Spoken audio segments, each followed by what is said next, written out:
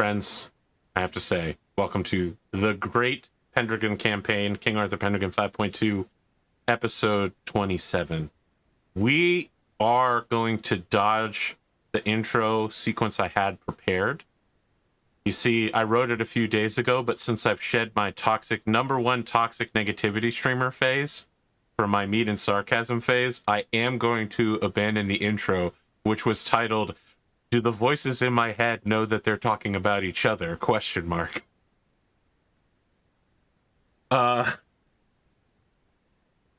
We'll just skip over that 2-minute skit. I was deeply worried it wasn't going to be funny enough. And I now have come to just say it's not funny at all. I don't have to worry about being funny enough.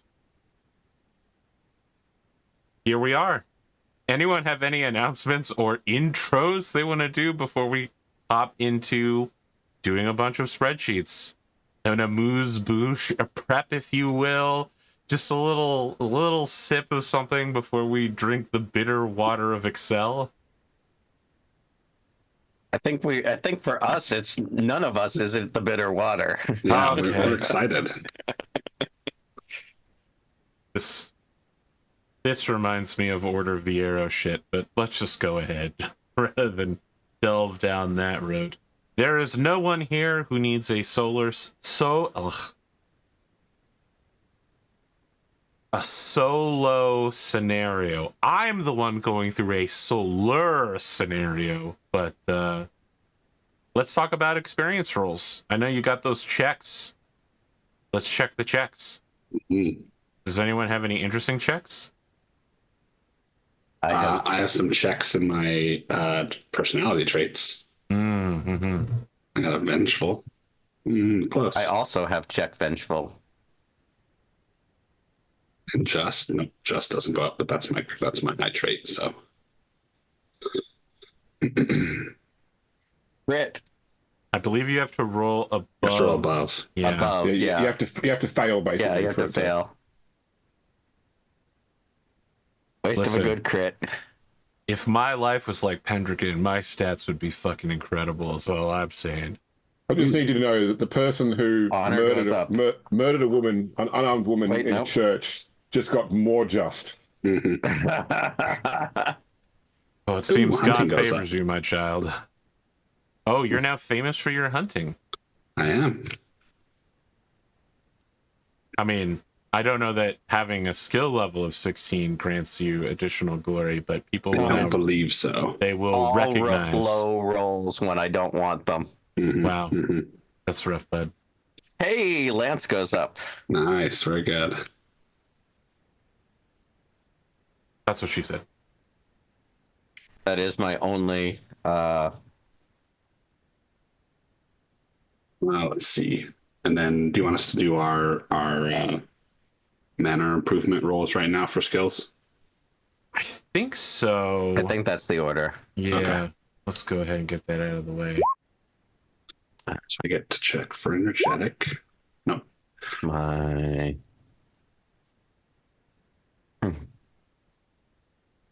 Oh, I'm famously courteous now. I get to roll for hunting. That's what they say about you. Check for hunting. Dishonorable, but courteous. Oh, that's interesting. So I have a question here, AP. Mm-hmm. So if my hunting went up naturally because I had a check in it, Yep. and then I have a building that gives me a roll to check for it, and it goes up and it succeeds again. You can't get more than one check in a year Okay. on a skill. So Okay. if it was already checked, then it doesn't have no effect. I just wasn't sure what the order of operations was. Yeah. Remind me, rolling for is. So- It goes up. Yeah, so if you have a roll for because roll of an for, item, I want a success. if you succeed, you then get a Then check. I get a check. Yeah. Okay, great. That's what I thought, but it's been a hot minute since we've done this, so I wanted to. Yeah, okay, that didn't. Ooh, I get to. That's interesting. I get to roll for flirting. Well, you know, No, you it doesn't. are. It doesn't go up though. I am the hammer. Having some fun on the side. No romance. No falconry. That's it for me. I A successful check, love family, so I get to roll again. Doesn't do anything. And I don't have those things yet.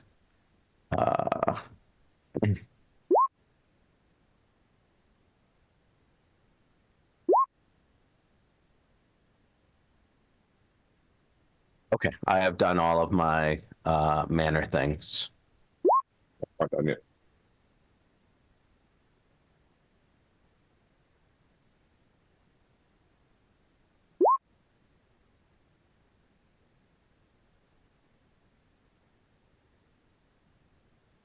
Okay, now I'm done.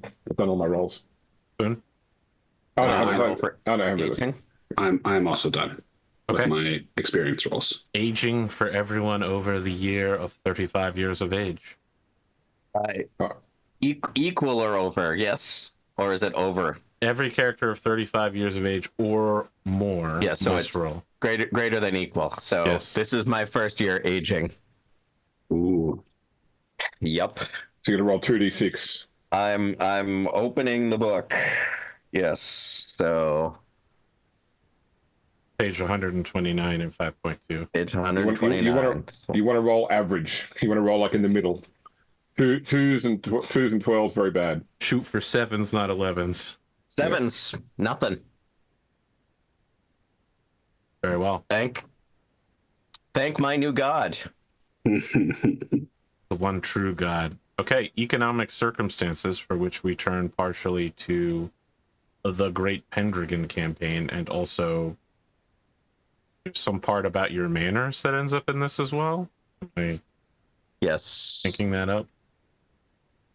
Okay, so bad weather, I think, is something I have to roll for. Yep, 3d6 plus 5. 6. And we all have apiaries, so we get -1 to the weather. Yep. Okay, I didn't add any plus to it. You tell me what goes in there. 1 sec, sorry. I thought it's No. normally 3d6 plus 5, but I'm not on that part of the book. 1 sec. very well. Weather is so is there any conflict or Not in Salisbury. yeah, and we need before we get to weather, we're supposed to roll for manorial luck as well.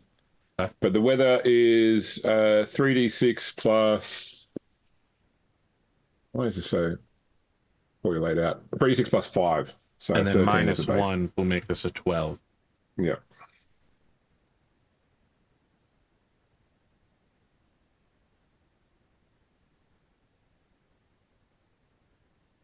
So that goes into So it will eventually become fate, I believe. But that's modified by like if we have any raids or any manorial luck stuff. And also our concern by commoners roll as well. Yeah. All right, so we're just going to do manorial luck first, which is a d6 for each of us. Well, that's a boon for you, James, I believe. I have a benefit. 4. We're in the period, so 3 or lower is a calamity, 6 is a boon. I have a calamity. Okay, so it's a d20 if you've got something. 19. Okay, a member of your retinue dies. Randomize and roll to determine whom. Rough. Okay. I got a wandering fairy blesses the lands, -2 to fate. Ooh, look at that. And I get nothing because of a 4, yes. Yep.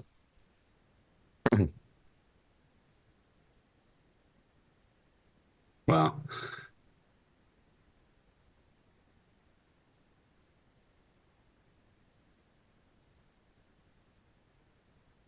Yeah, we need to work out our income from our investments now.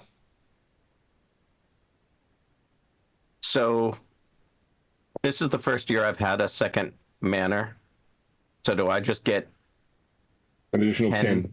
an extra 10? Yeah, So but don't my- put that into the manorial calculation because it's not affected by the rolls of this manor. So you just whatever you get after everything is said and done, plus 10 more.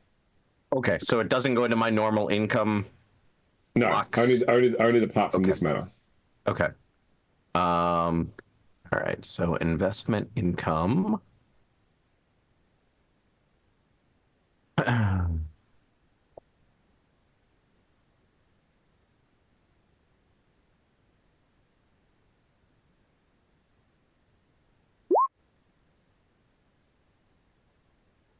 2, 4. Oh, God, look at all those ones I rolled in my investment income.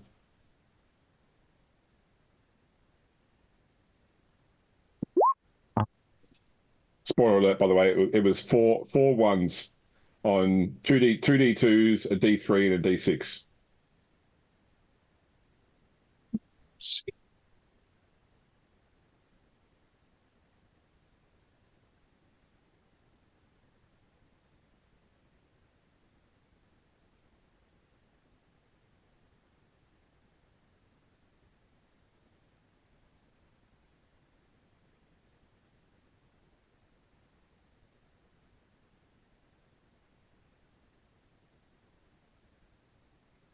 Succeeding in my comments.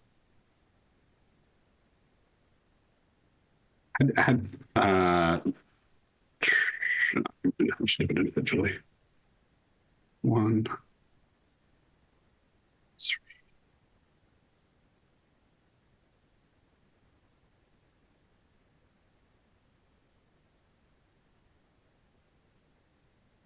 Seven.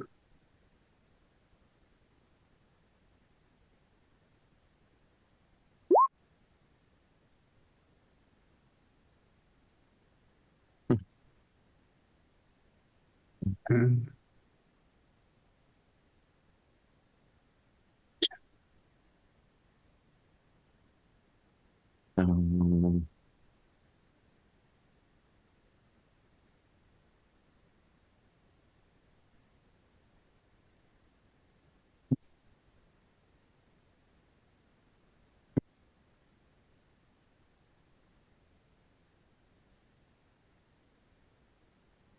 So then Arthur's fate was an 8. So it's 12 13. total. 13 minus 1 for your apiary is 12.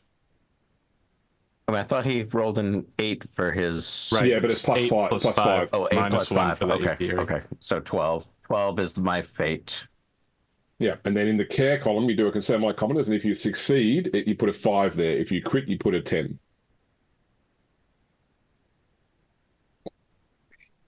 And if I fail? Fail, you just leave it 0. Okay. All right, and now finally we do. So Arthur goes into our sheet and rolls the misfortune for this year, and we roll whatever our steward is. And Kendric and I mean, we could all roll our own misfortune, I suppose. sure, go ahead. Yeah. I would never stop you from ruining yourselves. I succeeded on my stewardship.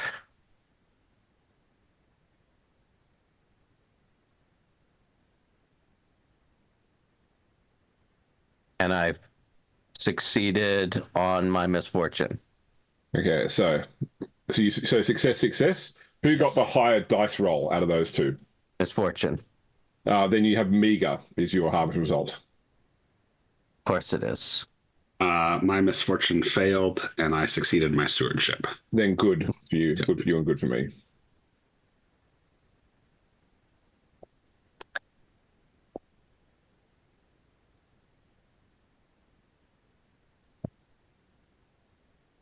And expenses of 1.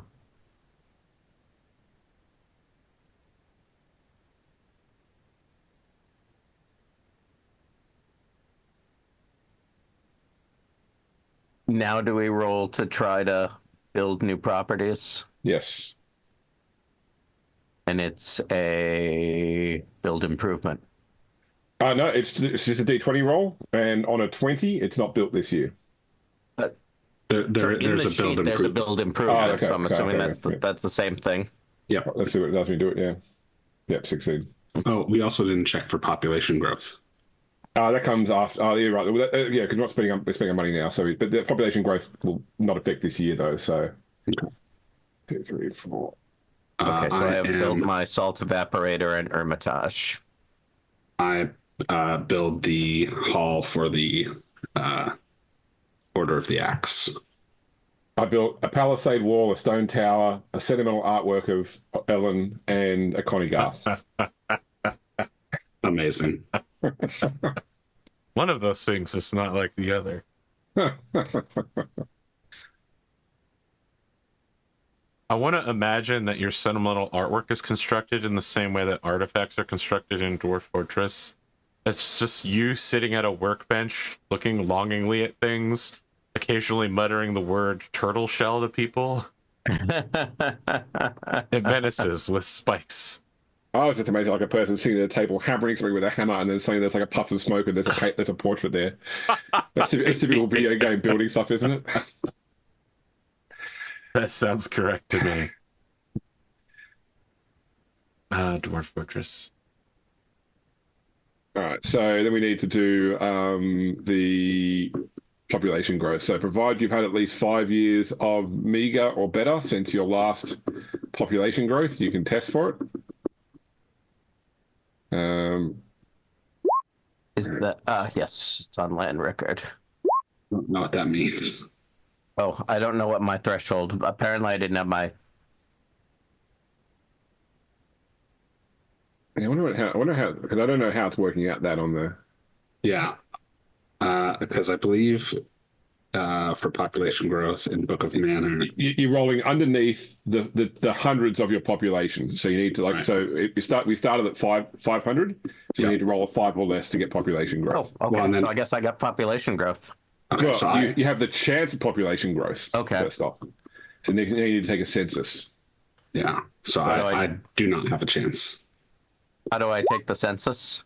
Okay, so what you need to do is you choose to spend between 1 and 10 Libra to build new homes, etc.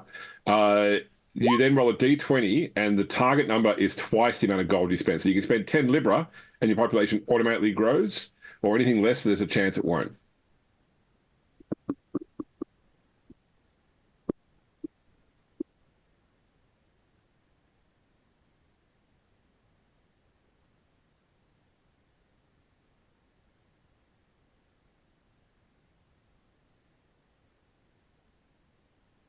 So you know how much you want to spend?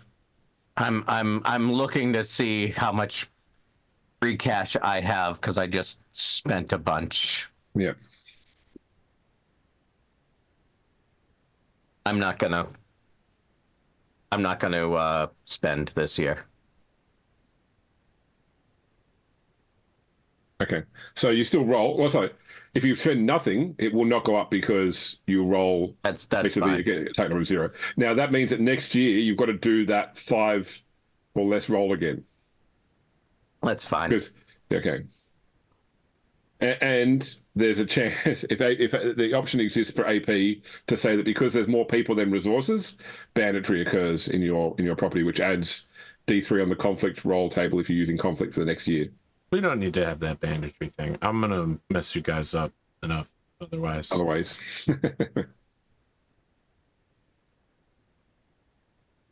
I honestly don't need to do that much. Yeah. You know, you guys will really dig your own graves.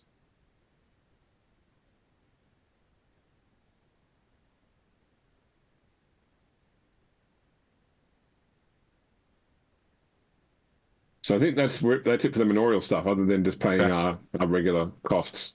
What level of economic circumstance would you like to sustain yourselves at from poor to superlative? I'm still staying at superlative. As am I.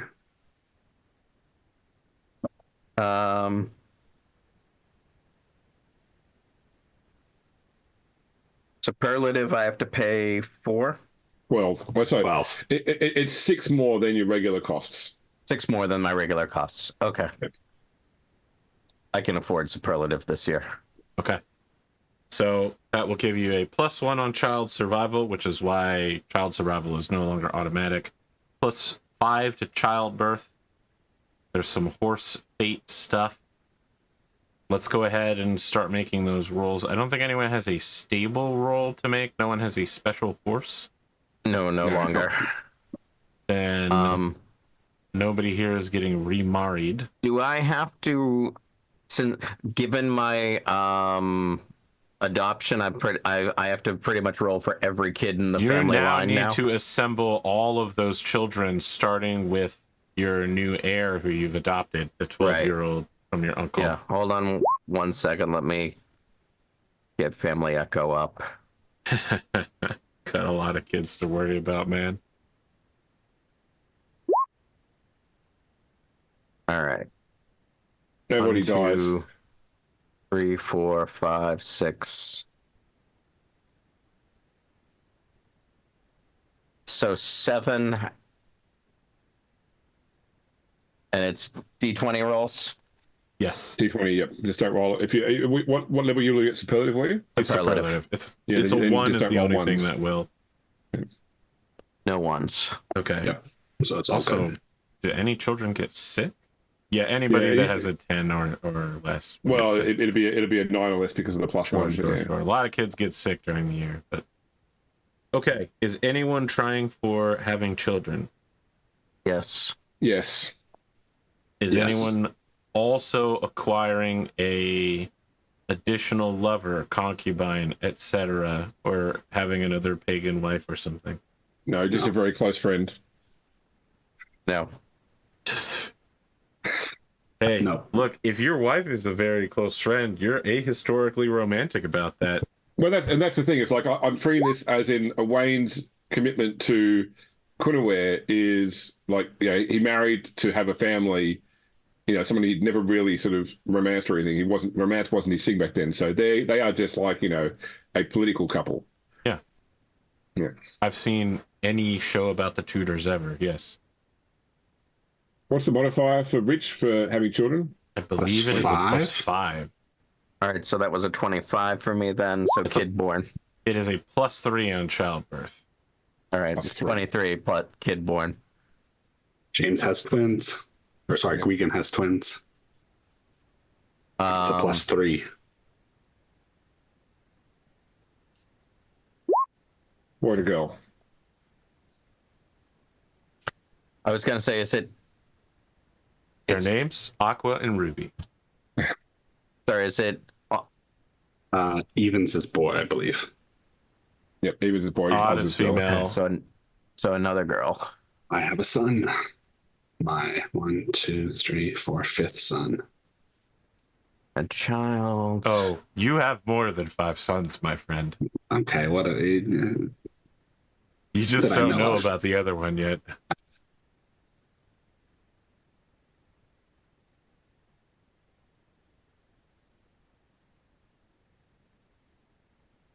Uh, 1d284.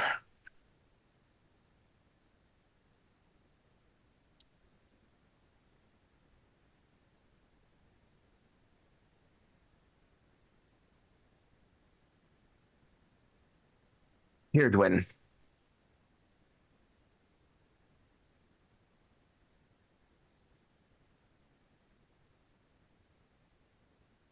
When you are prepared to move forward, it's a D20 for family events.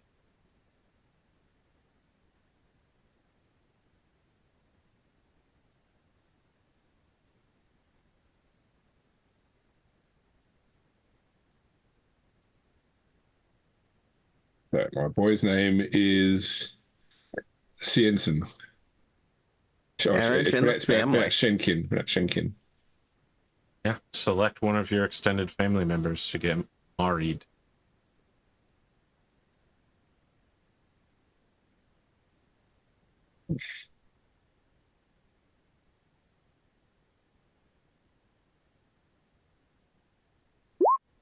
Six for me. I believe that's a marriage in the family. Let's see. It is indeed.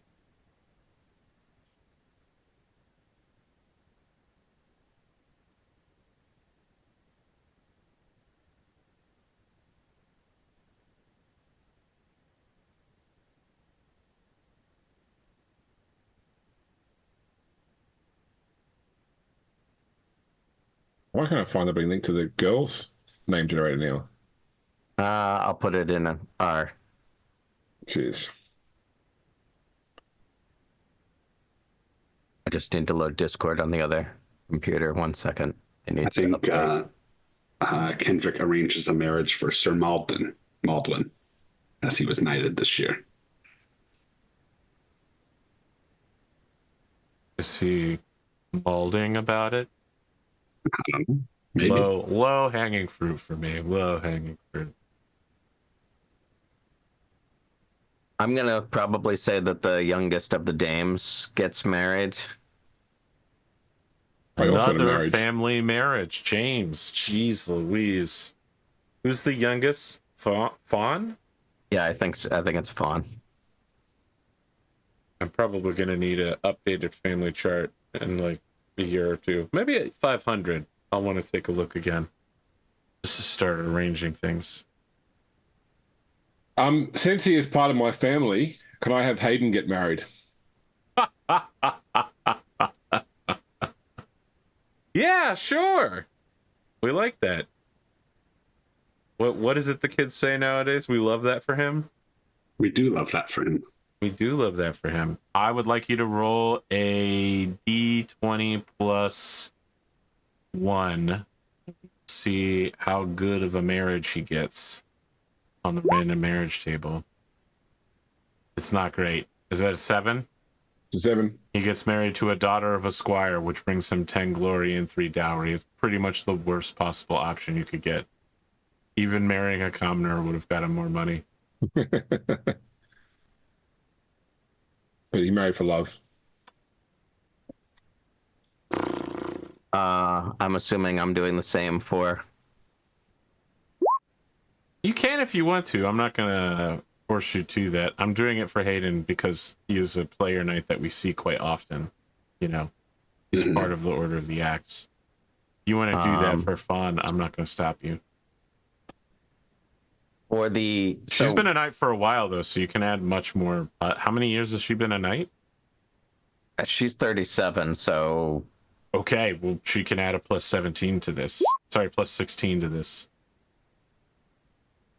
Sorry, so it was 1d20 20 plus. Yeah. She may be quite desirable in terms of courtesy, and 22. it's pretty low roll. A 22 is going to net her a vassal knight. Probably a fresh manor for her, so she is now She'll be in fifed. yeah, on her own. Not she's got her own family now. No longer underneath your family. Damn it, I knew I should have married off my bachelor uncle. Yeah, Fawn has her own Actually, well, knighthood. actually, would that be, or would I put her in my new manor? I mean, she's marrying into someone who has a manor. Yeah, she's marrying into land. Yes. Okay. Can I roll to see maybe 16 plus D6 for the age of Hayden's wife?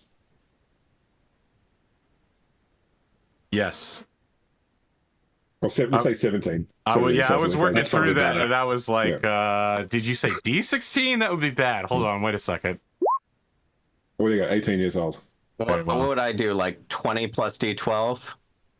Let's keep. I'll figure out who this vassal knight is. There probably are not that many in the realm right now. Although it might be someone from Silchester. Oof.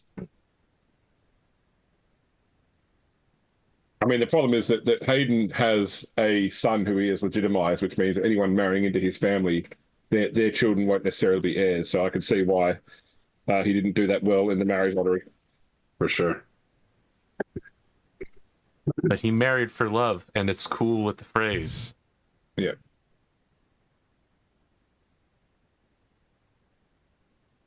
Training and practice. You get 3 choices starting on page 132. 1d6 plus 1 and skills up to 15. 1 skill up to a max of 20, or improve a tribute, trait, or passion. Passion. Oh, big hit.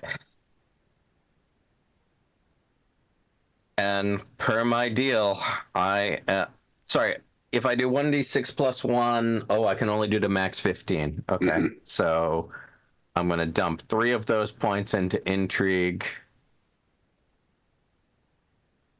That leaves me 4 points.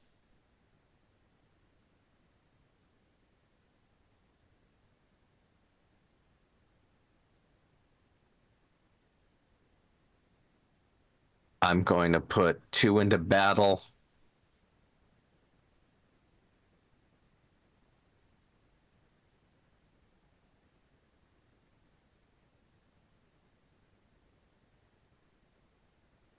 I was worried I wouldn't still be chivalrous. I am. And I'm going to put my last one. I'm going to put one. I'm going to put my last 2 into religion, British Christianity. Nice. You know a few Bible quotations.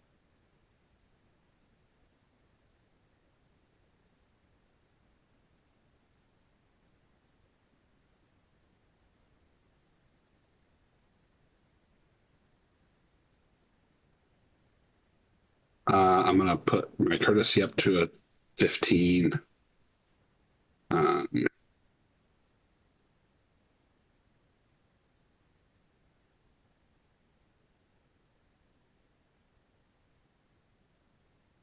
My awareness up to a 13.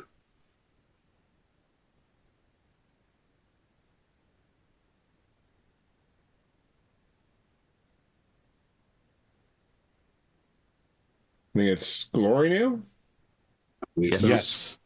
So note that you get conspicuous consumption up to 100 pounds paid, and several of you donated big to the Countess this year or made other purchases on buildings, so you may get close to the cap on 100. Once you hit 100, I believe it's 1 glory for every 10 you spend, so it slows down pretty quickly. You got 15 glory for anyone who attended the court with King Cerdic. And several of you may have received glory for other events throughout the year, like killing Santoro. Yeah, I've got 25 throughout the year. I've got this here. I didn't. You have not told me what I got for my duel with Santoro. Really? I thought you got like 10 glory for dueling Santoro. I thought all of you got some glory for being present there, and then specifically an additional bonus for killing Santoro. Maybe we did, but maybe I just didn't write it down. Okay. I don't have it in my spreadsheet. James, do you have it? I only wrote down that I had 25. I didn't write down what the causes of it were. Okay. Well, given that 15 was for meeting Cerdic, I'm going to say that the 10 is almost certainly for attending the duel, and then Glimo probably got another 10 for killing Santoro. Oh, nice. I'm at exactly 6,300 now. Some of you may have additional glory from famous traits, passions. Actually, no. Sorry, I'm on 6,301 because I got my. So we got. Do you technically count as having a Mott and Bailey yet? Both Boone and James, since it sounds like you're both building castle-y things. Yes, I have for a year. James will achieve it this year. Or sorry, okay. Regan You will get achieve it 8 this glory year. for holding a Mott and Bailey, so make sure you've got that on the table. So here's what I have in my sheet: 36 from conspicuous consumption, 18 from honor, 16 from vengeful, 1 from my muse. I got 15, 10 plus 5 for the hunt, 15 for King Cerdic's court, and 20 for the duel and killing Santoro. Okay.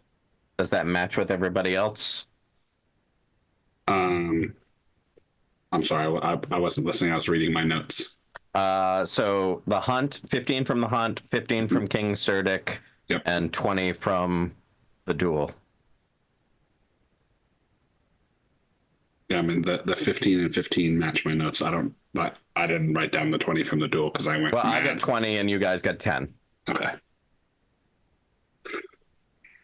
So that would put me at 2001. Oh, you crossed the line. That's a good one. Across the line. Let me ask my compatriots here. Mhm. I'm now over 35. Do I up my lowest stat? Do I up my con? I mean, I definitely think you. So I would. What's your constitution rating? My con is 15. Okay, and what's your lowest stat? 11. I would put it in your lowest stat. Yeah, you're about to start playing a game where your stats get drained from you every year, and then you die. Okay. Apparently, Kyned is looking good as a silver fox. I wish I had that luck. Damn, bro. Nice. Because his appearance goes up from an 11 to a 12. I'm going to be real with you, though. I don't think 35 qualifies for Silver Fox territory. I think you got to put another 15 years on those tires. I went over the 6,000 mark as well. So I'm actually going to move a point of chase to lustful based upon what happened this year. Does that affect? Oh, you don't have the religious bonus. I was going to say, does No, that? I'm never going to reach the religious bonus. Like my stat, I was going for it, and then too many things happened that just pulled me away from it, and I'm so far off it now that I'm content for the fact that he will never be a true Christian knight. He's just a what do you call it? A proselytizing knight. I just want to appreciate, James, that there's 2 extra glory. You've done patron. more than any cleric I've ever played with in a tabletop RPG to advance the cause of Jesus Christ. So I also crossed over the 6,000 mark. The Rubicon. Mm-hmm. And I think I'm gonna put mine into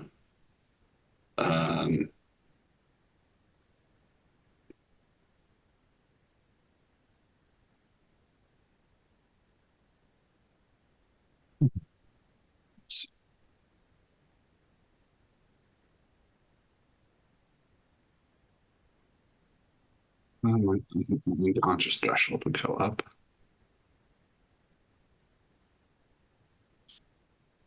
I'm gonna put mine into sword. What's your sword now? 18. That's scary. Remind me Not quite sometime, AP, Lancelot level.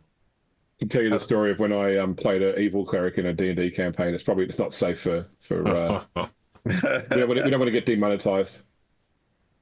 Yet it happens so often.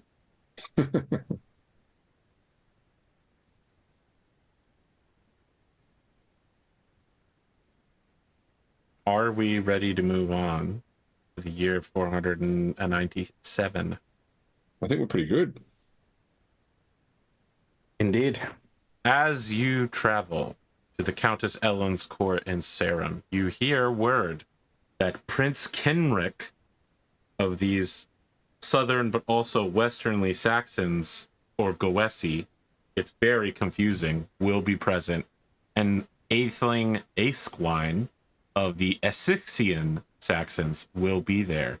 You've also learned along the trip there that Gwent had a wife, the wife had a child, she died, he had a second wife that he married who was already pregnant by the time he married her, and he had 4 concubines, all of whom have had children, so he now has 8 sons over winter. All in the same year? All of the same year. Yeah, well, you can get 9 women pregnant, but you can't have a baby in a month.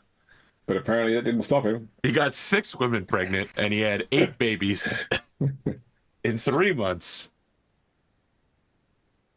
It has been remarked upon. There are celebrations, but perhaps the most interesting celebration as you arrive is the self-celebration of our new Baron Wheel. He has commissioned for himself a crown of silver from the silversmiths of Duplain? Yes. Which has been inset with 8 pearls, one on each tine of the crown, and has insisted upon his legal right to be called Lord instead of Sir to those who are present. He is, as the kids say, flexing on them all. I don't think the kids say that anymore, but they did at one point. So give me that much. There is plenty of news from afar. Of course, there's always the sword in the stone talk in London. And available for you to speak with are either of the princes, the countess, any of the knights that you are aware of, because everyone is present. There simply aren't that many knights left, so everyone is here. It was Ace-Wine that came last year and we gave tribute to, wasn't it? It is, and Ace-Wine also rode out to meet with Kendric's father to prevent any sort of southern invasion at the Countess's request. You can also advance any plots or plans or intrigues that you may have.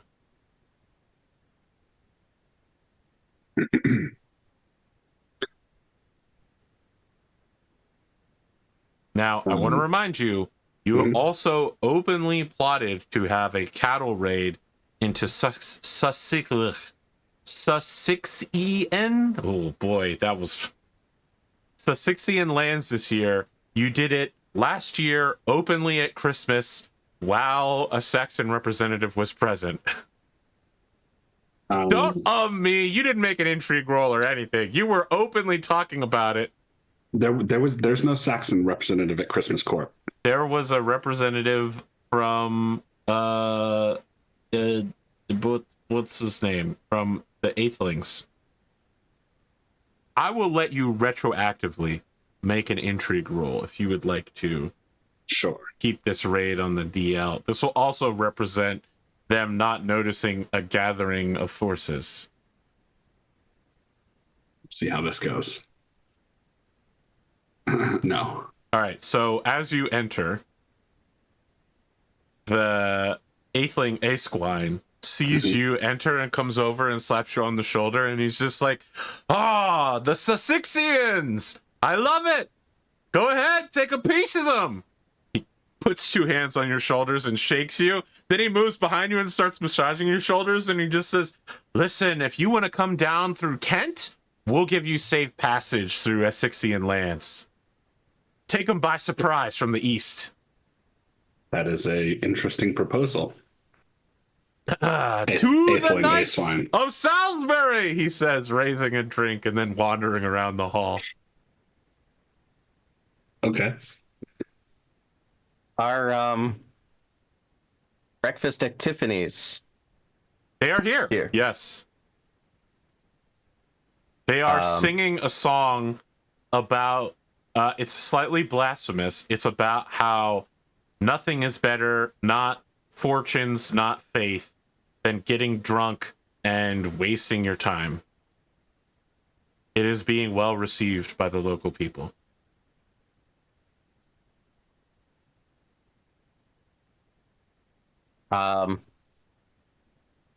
Once they're done with their songs, when they go on set break, I would like to see if they have heard any more news from Ember.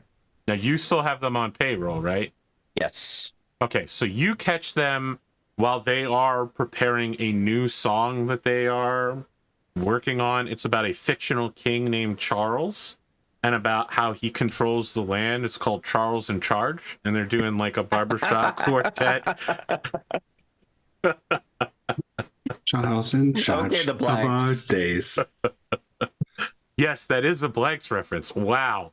Hey, I'm glad somebody got that one. There's such a Such a beneath the table reference.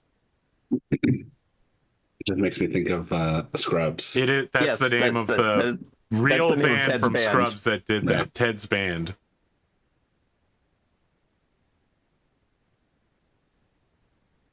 They come back. I'm gonna make a roll to see how good their intriguing is. It's all right. They're pretty good. They're doing okay.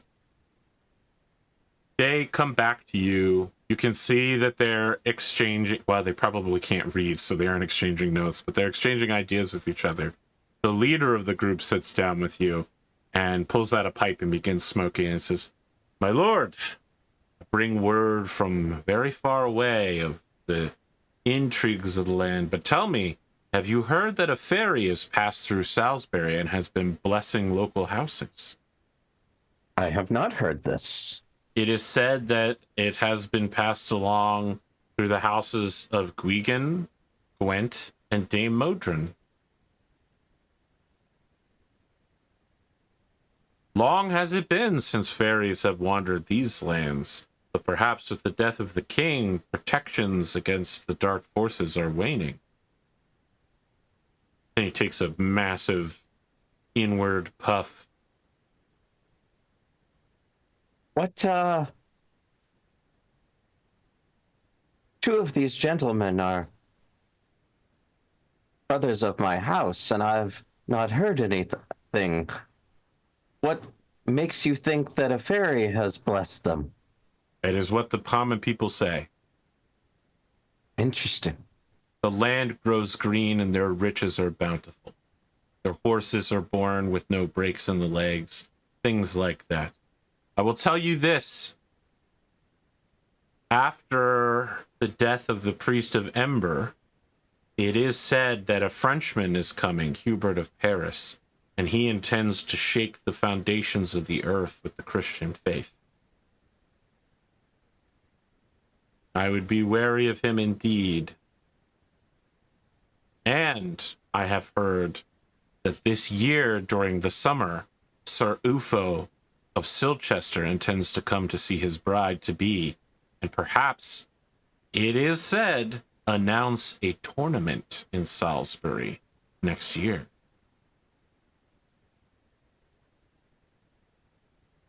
What can I say about Sir Ufo? What positive thing can I say about Sir Ufo? He says as he takes a puff on his pipe. Ufo's obviously the sun, is that right? It is. Yes. Yeah. Correct. I'm more interested as to what you may have heard about Baron Huel. Baron Huel. I have heard that he spreads his knights wide across the land, taking many manors, and the most honorable of his armsmen are raised into knighthood. Some say perhaps before their time. Others say he plans a great hunt west. I'll say this only.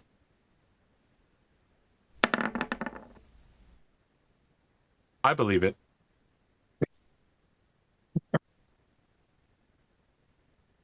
West. West. From Imber, they say he spent all winter setting up new storehouses with nothing in them. Hard work laying in new buildings over the winter, even in so fair a land as Logris. And yet he paid double to have it rushed. Now empty storehouses in a small hunting town.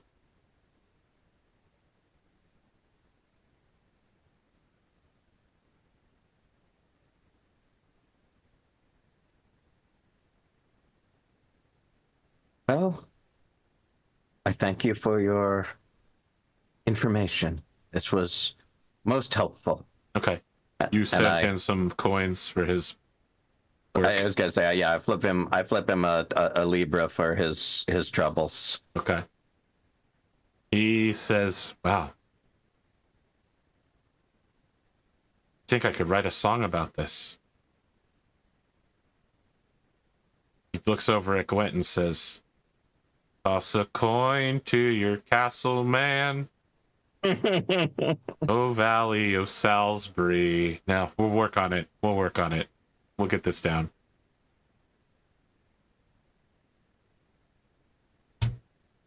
Who's next to make a play here?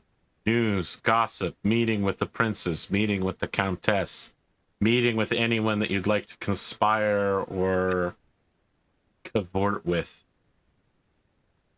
Because I suspect probably they're going to be asking for more tribute. So one of my things I wanted to try and find out was, and I don't know how readily this information is available, is first off, we know that we weren't attacked after we paid tribute. Were there other regions that were also extorted, like, for example, Silchester, where they didn't pay and were attacked, or they did pay and weren't attacked, or they were the opposite, where they did pay and were still attacked, or they didn't pay and were not attacked? I'm just trying to find out, get a feeling for how genuine the Saxons actually are. You sit down for a discussion with Sir Bar, who welcomes you to his table, and he says, I heard that the Duke of Lindsay paid tribute in the east. If things went well for him. Essexians didn't attack him and even managed to warn off some coastal raiders that were going to come over from whatever the Wotanic lands are. And I heard this, that Ulfius intends to pay tribute this year as well. Yep, we have two acelings here today, both of whom may expect tribute for their kings. That's true. But I'll tell you this, I had a messenger in my house this morning before I came to this meeting telling me that King Cerdic of Wessex, which is what he's calling himself now, is raising an army and he'd like some mercenary knights to join him. And I got a personal invitation, I guess due to my reputation as a killer. He's got ships too, no idea where he might be going. Could be he sent his little prince or atheling, not really sure what we're calling in Kendric yet, here to spread the general word to those who aren't as well renowned for murder as me. If the Countess was to grant you leave to go, would you want to go and fight alongside these Saxons in far-off lands?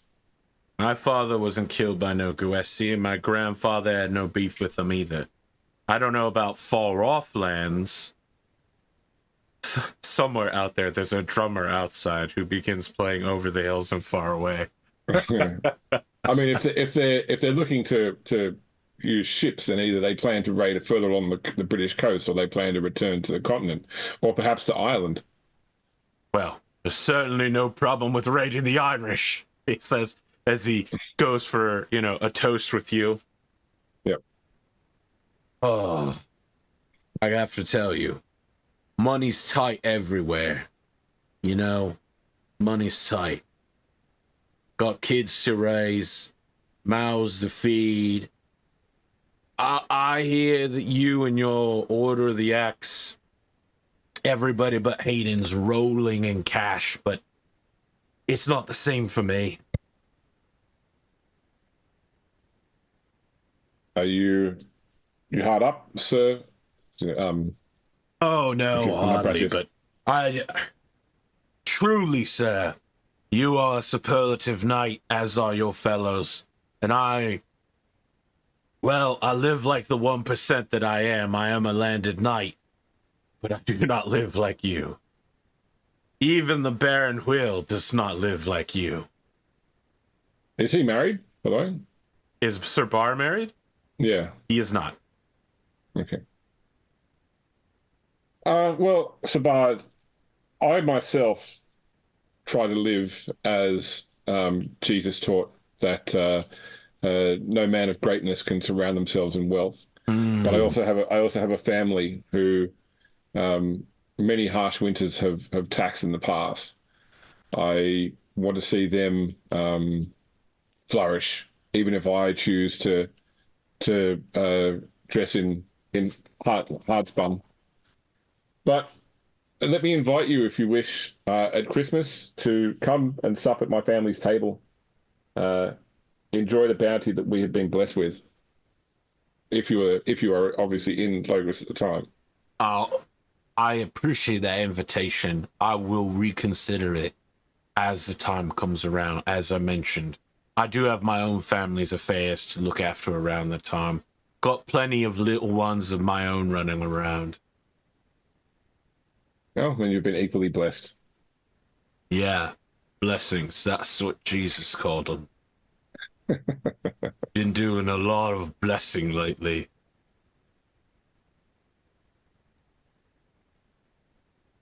If there's nothing else, No. Sir Bar is a very crude man and just goes into discussions about how he's been blessing women lately with his personal presence.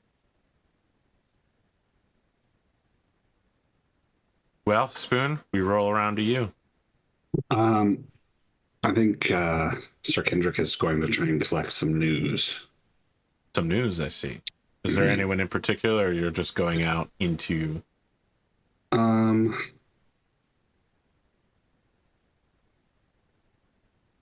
don't think there's anyone in particular. Well, maybe like Sir Wayland. He would go see if he knows anything. Sir Wayland is staring at the Atheling Acequine as you come up to him, and he turns to you and says, "Did you hear? The Knights of Caer Colin out in Colchester managed to dunk on the East Saxons this year. It must be embarrassing for Acequine to show up here and ask for money after being defeated so handily by the Duke of Lindsay." Interesting.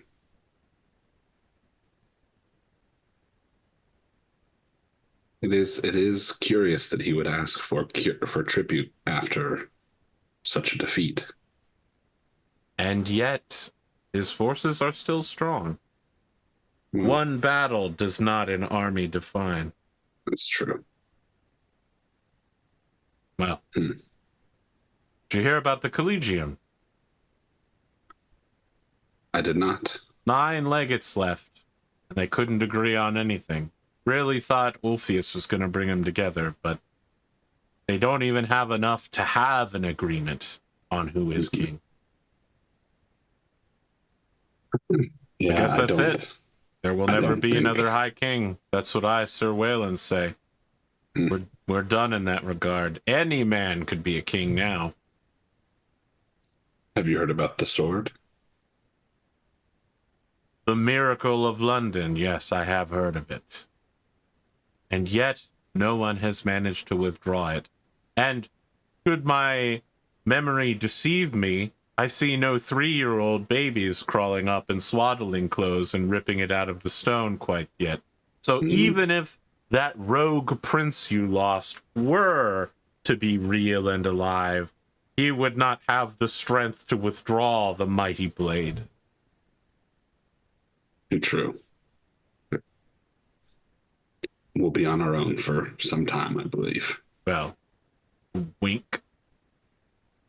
We may be on our own, but certainly there are plenty of lands far richer than ours from whom we can withdraw a deposit. Indeed. A wink.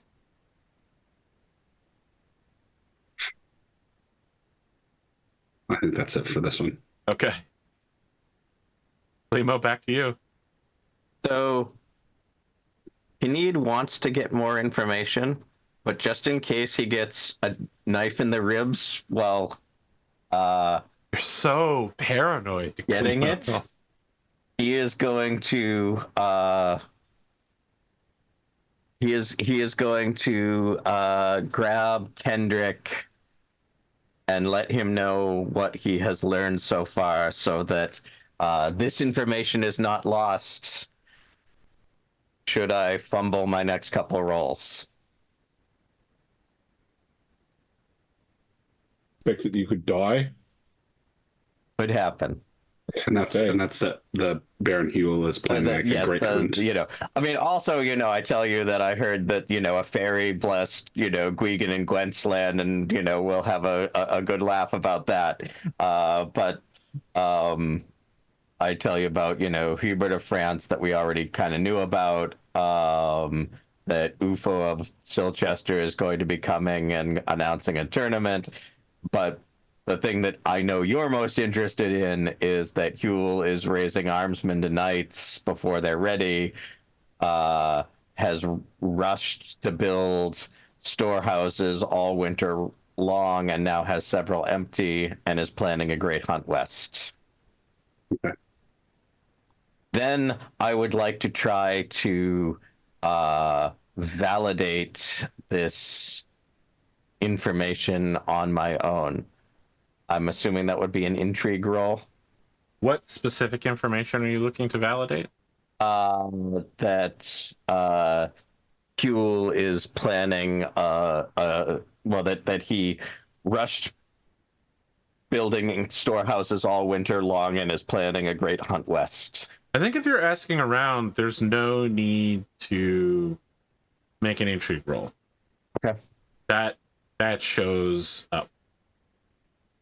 It checks out with knights who live in the West who would know such things. And because you're specifically asking, there's no intrigue about it, right? Like, you don't need to discover this. You already know it. Okay. And when we say West, like, is this like Somerset or is this... It's Imber. Okay. I mean, Imber is pretty far northwest of Salisbury. Okay. It's beyond Stonehenge and beyond the Abbey, I believe. But yeah, it's that big forest on the border with Bath and okay. Some magical bears. Well, the bear. Well, hold on. I don't think the bears were magical. They were normal bears, but they're still fucking bears. A bear is a bear, guys. And if you guys have something you want to do first, that's fine. But Kyned's next step would be to ask an audience with Lady Ellen. Go for it. Okay. You seek to have an audience with Lady Ellen. As you approach, she says to you suspiciously, "The two Aethelings, Cynric of Wessex and Aesquine of Essex, are both asking me for tribute. They are both saying the same thing, pay up or be attacked. Can I rely on you, Sir Kyned, to come back to me with an agreement from the Order of the Axe? Can we fight them off? Can we afford to pay? It's 200 pounds. Certainly cannot afford. I'm not the best tactician in the realm, but that seems crazy to me. One should protect us against the other. We shouldn't have to pay ransom to both, but I will certainly speak with my brethren. I have some news on what you asked me for at Christmas. Yes. She leans in close conspiratorially. I have heard from a number of sources. Baron Huel is raising armsmen to knights before they're ready. He spent all winter rushing to build storehouses, which now lie empty, and he's planning a great hunt west in the forests around Ember. Great hunt, you say? I've heard nothing of this. I suppose with no king, it's not technically poaching. He doesn't have anyone to ask permission from. Do you know why he's so set on building storehouses for hunting? It seems so unusual. Does seem unusual, and I've not been able to find anyone who can tell me the whys of it. But you asked me to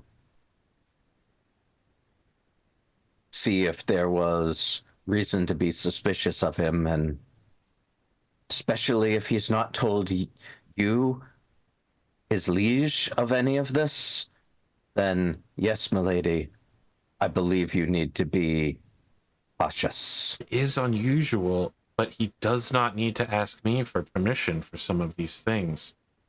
The storehouses, as long as, well, I suppose as long as they are corporate interests for business rather than him staking a claim on Ember, there is little that I can do.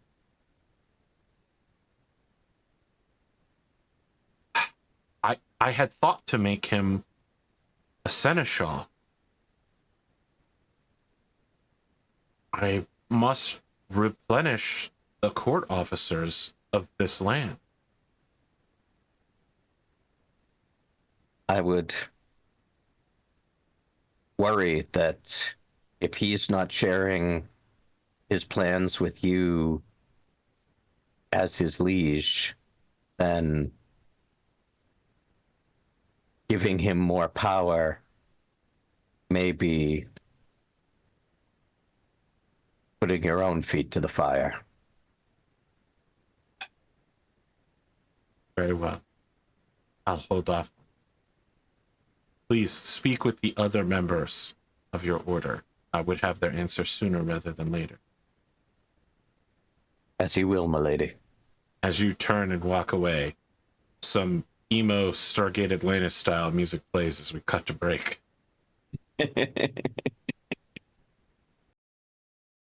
Well, so we've arrived at the middle part. Let me ask, do any of your characters speak Latin? Yes.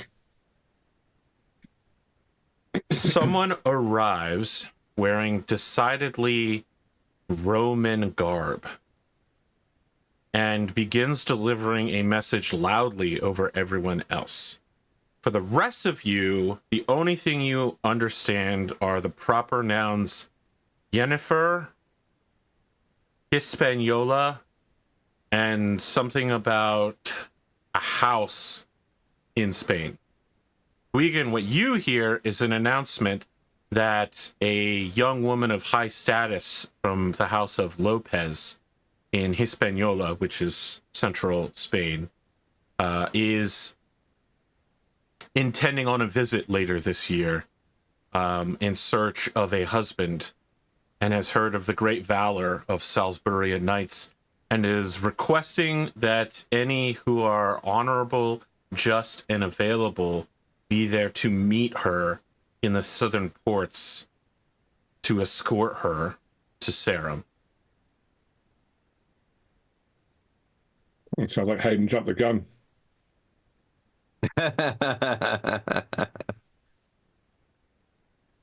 I mean, for anyone that's around, I'll happily translate it for them. Okay. It causes a stir, and then the messenger leaves. It definitely is remarked upon by everyone that the messenger appears to have come from the freshly collapsed Western Roman administrative area.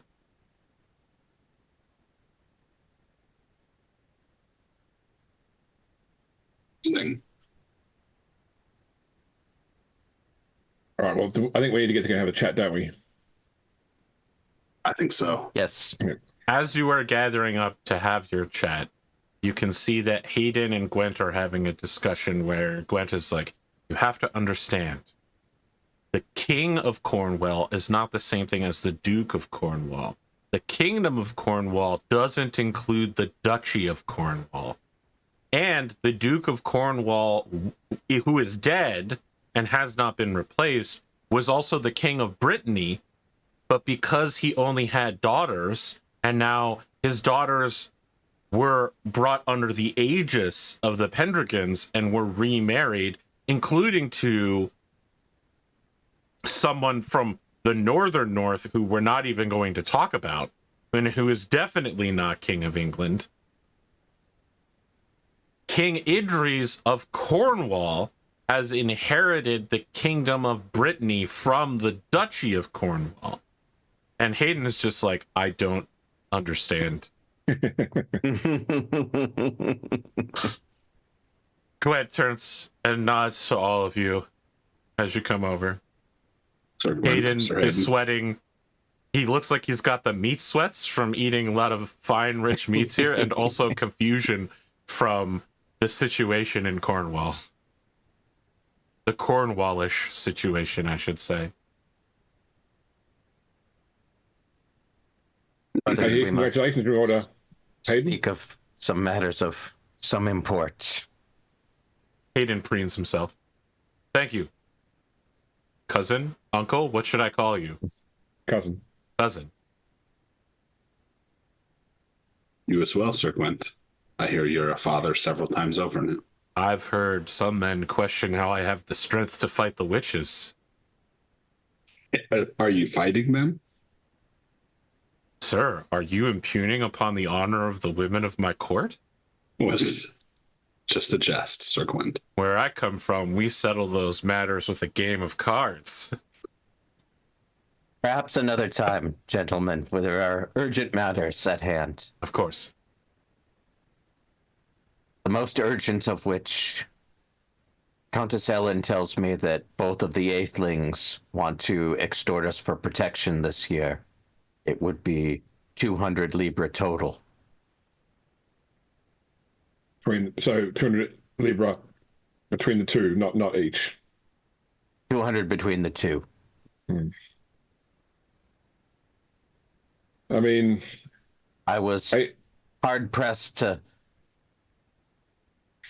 pay the one, but the one was supposed to protect us from the other. If they're just going to keep coming out of the woodwork, we're not a rich enough kingdom to... I mean, if we would only pay one, I feel like Ace would be the one to pay since they were good on their prompt commitments last year. Gwent jumps in and says, I agree with that part, but I have to tell you, Asquine doesn't share a border with us. The Wessexians do. And there's a lot of knights that are looking south. There have been rumors I've heard at this feast of payments, good work in the south. And they're preparing for something. If we say no, we could be the thing they're preparing for. Here are It would my be thoughts. Okay. The first wall of Sarum is finished this year. We need 3 more years before the other 3 are finished. Once Sarum is once again enclosed, I feel we have more breathing room to refuse tribute. However, I agree with Sir Gwent in that the Wessexians are a closer threat. So if we are going to pay a tribute, I believe it should be theirs. But Aiden leans in and he says, hold on. How is Sarum being enclosed affect me and my lands? Will the walls of Sarum keep my manor from burning down? No, but they will keep you alive, Sir Hayden. I'm alive and my people are all dead. It's not much going for me, is there? They would. Do you understand what the order of operations if Salisbury is attacked? I don't know that the walls of Salisbury can hold the entire county, can it? It can hold quite a bit. That's the purpose of the walls, is to shelter the population. He looks at you and he trusts you because you're a senior knight and the leader of this order. Not questioning how your interpretation may or may not affect him in the future. Mm-hmm.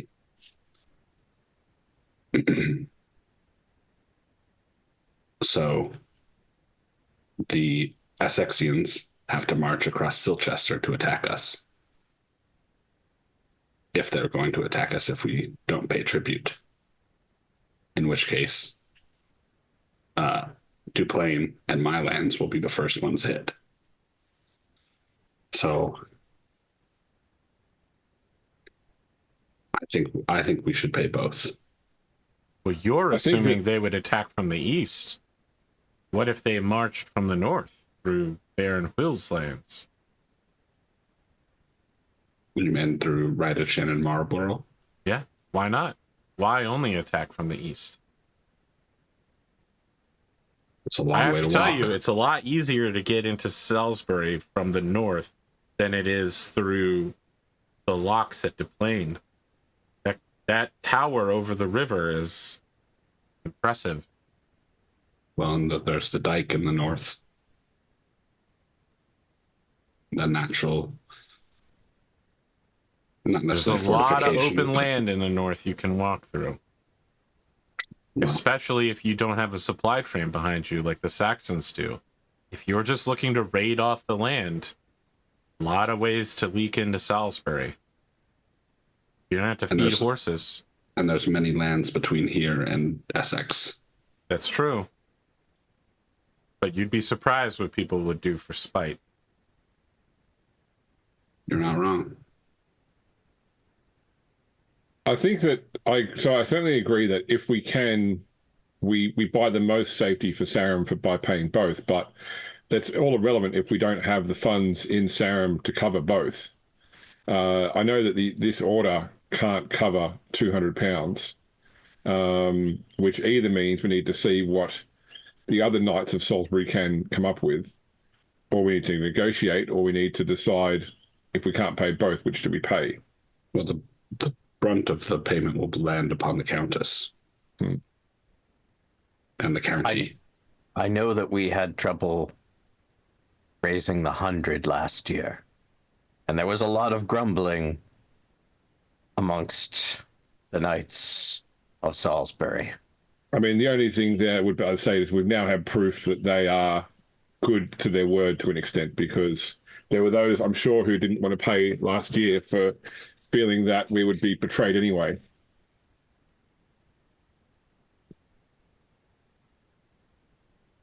Well, I feel if we double it, because now the one who we were supposedly protected against is now coming to us with their handouts.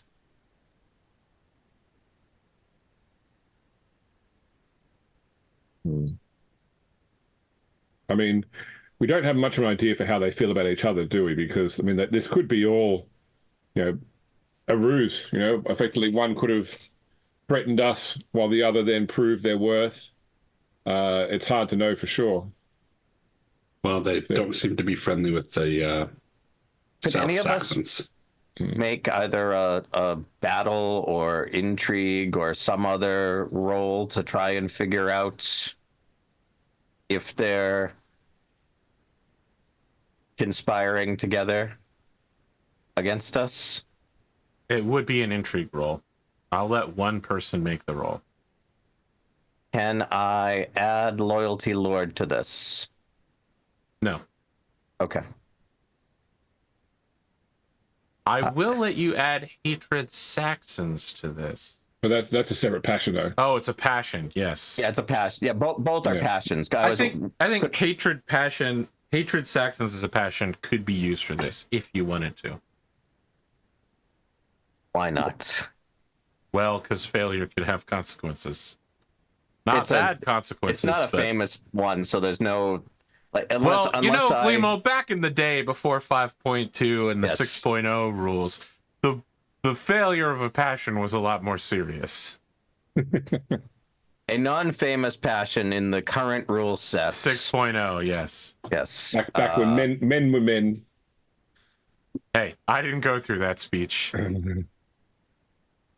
All right, make your intrigue roll. I will make my intrigue roll.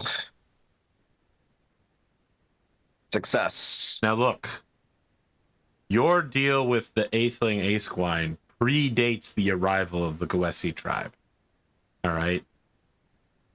The Goesi did have to ride out and have a discussion with them. And what you're picking up on is probably that discussion was the start of the deal that led to this, right? They were about to say, hey, we're going to go to Salisbury for tribute. You call the Acequine. He rides out and says, hey, Essex is protecting this place.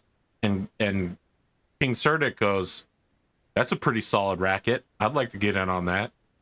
And the two of them then conspired for this year to enter into this agreement.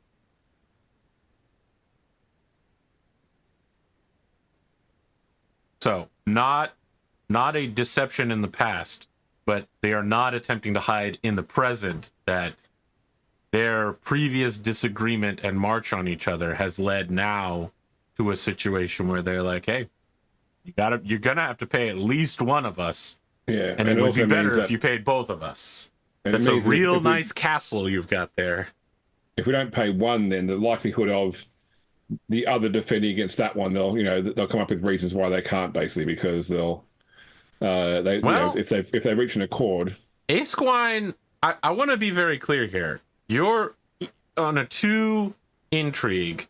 You don't have a ton of insight into the situation, but Esquine has treated you honorably well in a way that even some British knights have not. If he is called to fight for you, you suspect he will come and fight for you. Remind me again what we did for the tribute, like what we personally did. You helped pay the 100 pounds. Okay. And some of your cows were taken. Right. Yeah. Well, I paid 50. For which you got conspicuous consumption. I did. Yep. I'd rather 50 Libra though. Yeah. Can't take it with you. Mm. Your hair can take it from you, but you can't take it with you. Yeah. Well, the air can take your glory too. Take a percentage of it. 1/10 of it, yeah. Yeah, let's take a little off the top.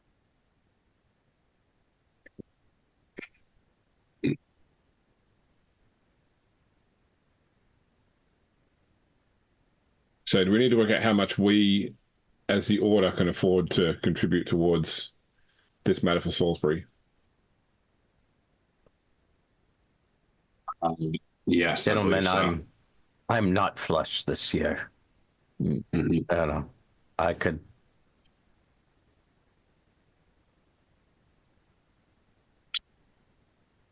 I spent quite a bit last year on the defense of Salisbury. And my stores are running quite low. I could manage 50 once more. That would be that's beginning to now broken my cousin's estate, which I swore I would never do.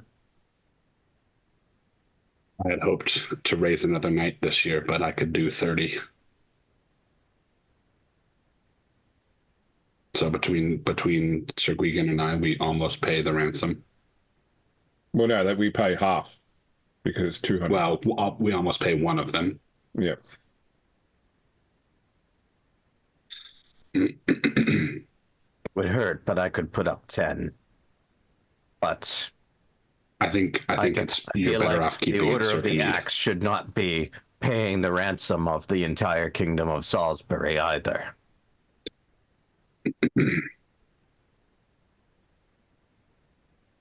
I would So agree. between the three of us, we've raised 90. Gwent, Hayden, can either of you contribute to get us another 10? We can at least say then that a single ransom can be covered by the Order if the Countess is then able to cover the other one or other Knights of Salisbury. Gwent agrees to put in 3. Sorry, Hayden agrees to put in 3. Gwent says, "My fellow knights, I have many expenses and only one land, a poor land. I have many things I must take care of. I'm afraid I have no treasury to offer at this table." Does he have 2 lands? Because he was given one by the Countess and it was the one that he was but given. he's paying for all of these women and all these babies. Okay.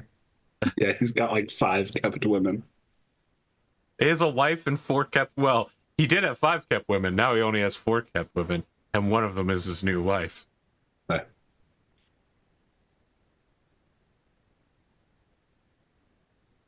$90 will have to do then. Can we not turn to the Baron or perhaps Dame Titania? I do not know that she has many manners, but she has at least one. Let me be clear. The Countess didn't ask me to come to us, pay the ransom. She came to me to get our counsel as to what we should do. Well, Should we pay, and whom should we pay? Gwent nods and says, it is better to bring solutions rather than problems. His what? I mean, whether we can raise the money or not, you're right. She may choose to not pay, in which case our advice should be whether we say she should pay, and then if she decides that she should, then we know what we can contribute towards that. Agreed. For me, So is our advice then that she should pay both? I worry if we pay both, then next year a third set of Saxons are going to come out with their handout. And after that, there'll be the Irish coming with their handout. I mean, Gwent laughs, and Hayden also laughs as if you've said a joke. Hayden leans in and says, I've actually heard that the Irish are having a time of it out west. They're attacking Gales. Some say that there is war in Norgales. The Cadlus are facing down. They hope to become king in Sir Pelinor's stead, and Pellinor is nowhere to be seen chasing these beasts.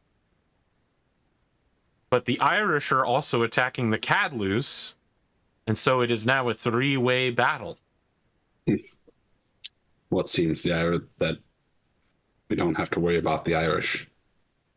Well, Yet. these things were handled when we had a duke in Cornwall, which is different than having a king in Cornwall. Perhaps I pulled us off track with my jest about the Irish. I would we should say pay. we need to decide if we're going to pay and whom we're going to pay. I agree that we got something out of Esquine for our £100 last year.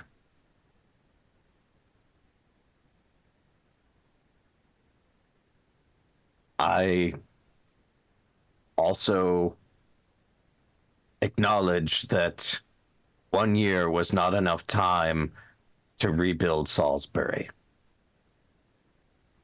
We are not the mighty force we once were.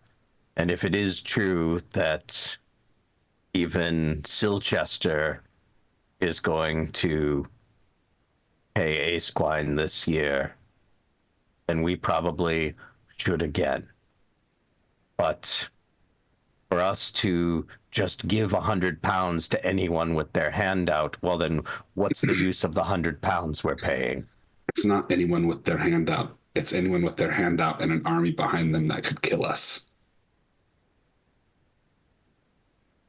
Well, I mean, you went to what King are we Kurdic's supposed to be court. getting for the £100 that we're paying Esquine? He's supposed to protect us from Cerdic. Yes, but then that's not what they're going to do. They're working together. Well then, If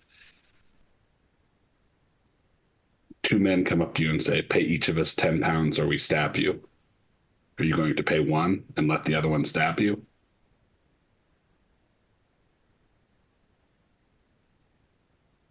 what are we paying the one for then?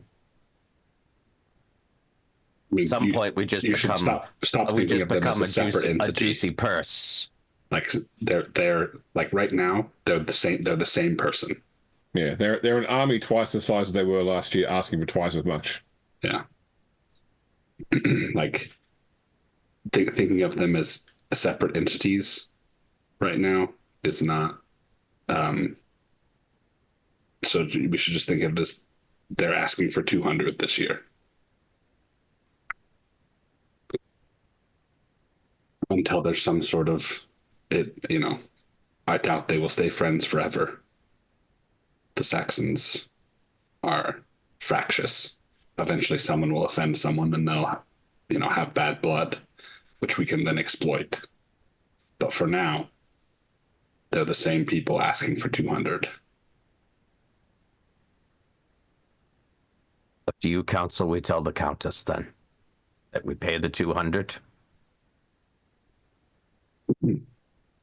I think, Sir Kyned, that there are many manors in Salisbury, not just ours, not just the other knights. There are many manors under the Countess's control. I believe we can afford the 200.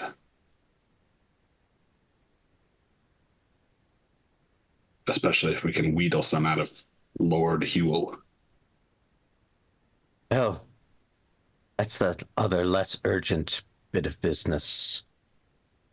I told I told Kendric this already. Hewell is raising armsmen to knights before they're ready. He spent all winter rushing to build storehouses in Ember, which now lie empty. And rumor is he's planning a great hunt in the west.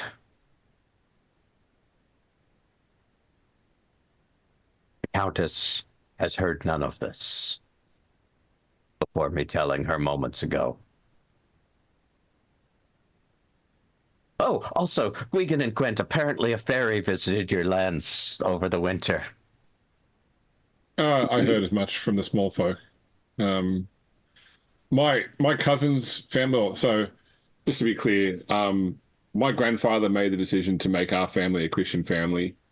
My cousin had kept the pagan ways, and especially the women in his family. So, I imagine that his mother, my aunt, who's still part of the family, would probably have more to say. But as long as the small folk are happy that this fey visit has kept their crops good, then I'm happy to simply call it the blessings of the Lord.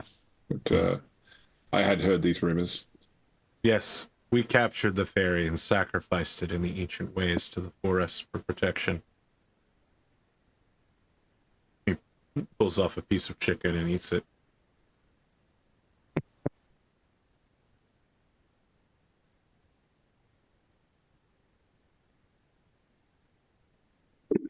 Well, I believe the Countess has our answer then, Sir Kyned.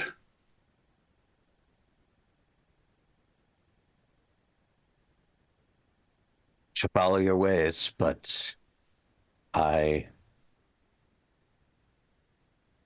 am worried that this will quickly become unsustainable.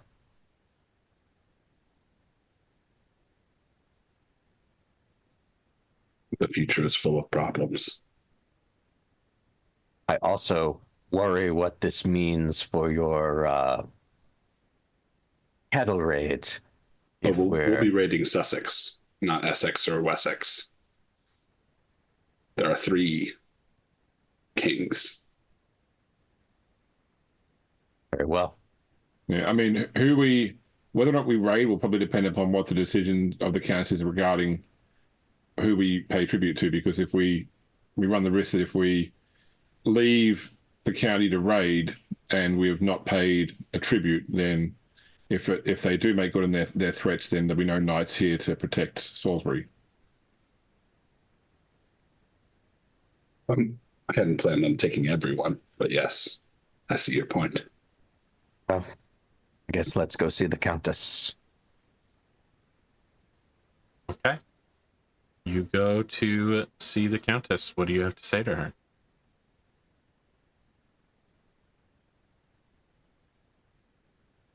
Kendric, you're the de facto leader. Yes. My lady, Sir Kyned brought your concerns to us. Indeed. After some discussion, the Council of the Order of the Axe is that we should pay tribute. To them both?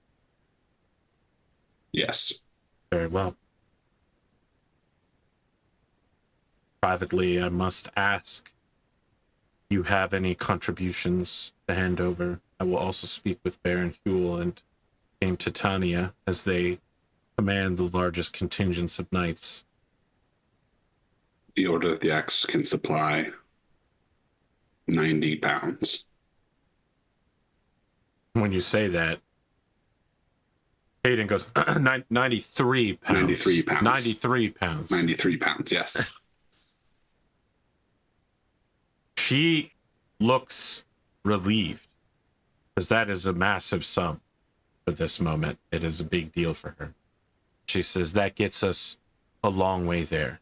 I thank you, Sir Kendric. And all of you can take 5 points of glory for this event, which is the decision on tribute this year.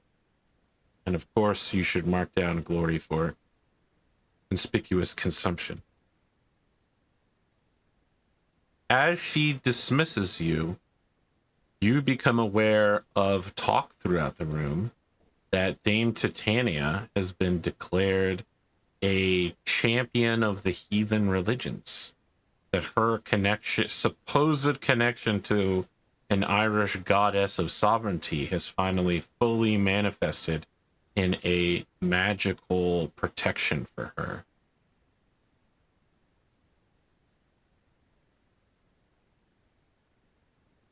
What are the pagan bonus? religious bonus? It's vengeful, honest, proud, arbitrary, and worldly, which gives her +2 movement and +1 to healing. So she is more capable of going on a campaign than normal. It was vengeful, honest, proud, what? Arbitrary and worldly.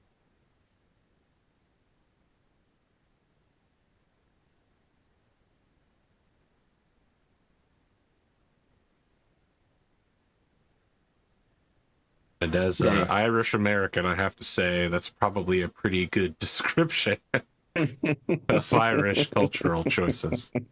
Oh, and that's all of them at 16 plus. Yes. Yep. Yes. Gotcha.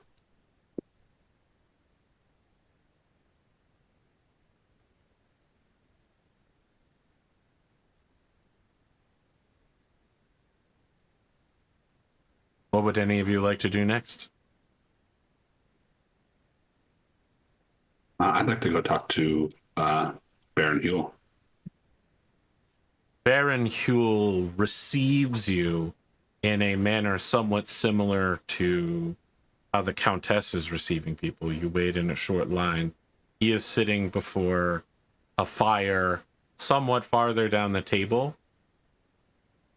He should be at her right hand as the most glorious, of course, but he has placed himself away before the feast to a sort of private, secluded area by the hearth, seated in a series of chairs that have been arrayed in a half circle before him so that he can choose who he favors to speak to at any given time.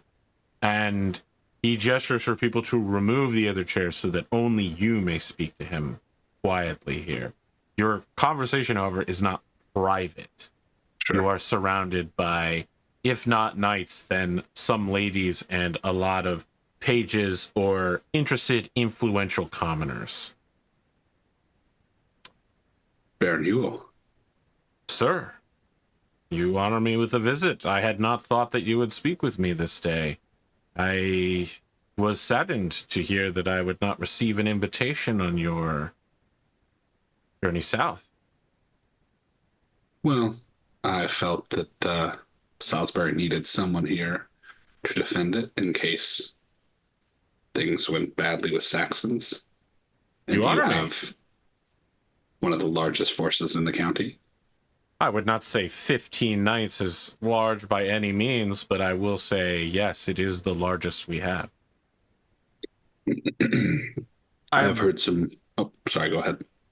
I wish I could say that I had equal pride in all of their capabilities, but in these times, I'm sure you understand that we take what we can get. Training will need to be done on the job. Indeed. They are not unworthy. They are simply not at the level my father would have wanted me to be at. So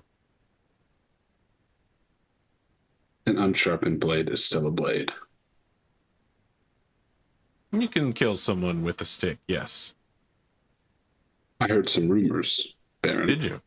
That you are going to be having some sort of hunt in the West?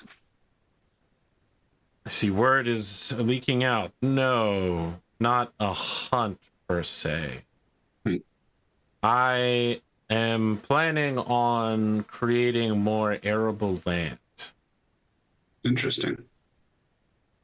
Clearing forests and such. Clearing the forests in the west that border my lands. It's not just clearing the forests. I need the additional wood for various projects, reinforcing castles, setting up new defensive works, that sort of thing. I need a lot of wood, and I need it quick. I had hoped that such a project would pass quietly without notice. I'm worried someone could interfere.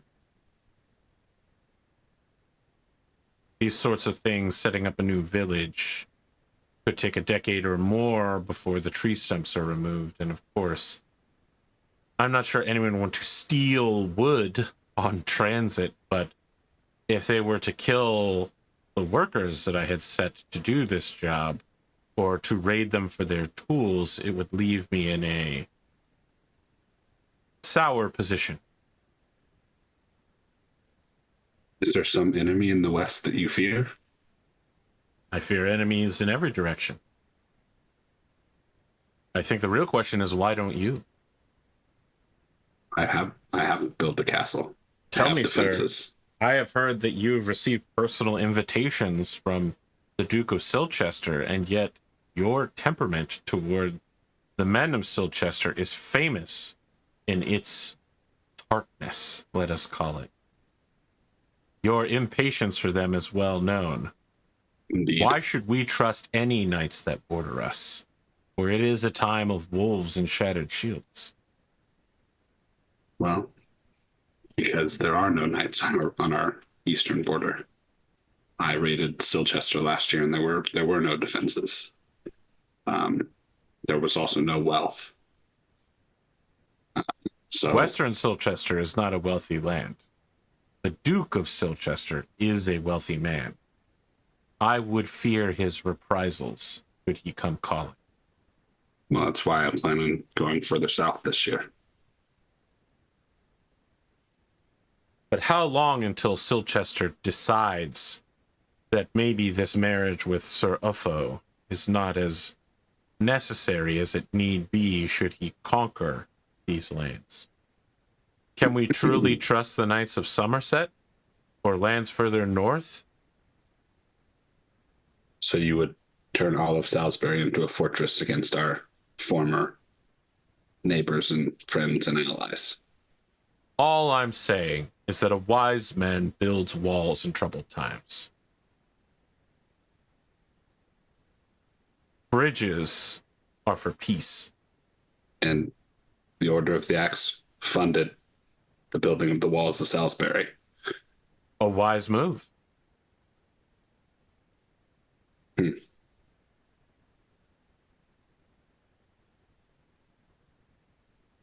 So which castles will you be reinforcing with the wood that you're cutting down in Ember? Such matters are... I'm sure you could talk to my castellan about such things. Very well. Point him out to me. No, he's not here. Oh, I see. We should have you in the north sometime. In a year or two, perhaps. Once things truly are underway.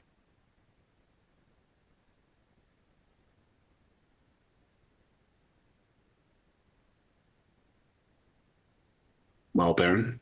Perhaps should we say Christmas in 2 years? I'll get it in my calendar. Very well. Why don't we circle back around to this next spring? What a clever terminology, circle back around. I love it. Tell me, do you know whom might become the marshal? Have you heard any I have not heard any rumors or discussions of. Have you? I have heard some say that as the most glorious knight, the position of marshal should rightfully belong to me.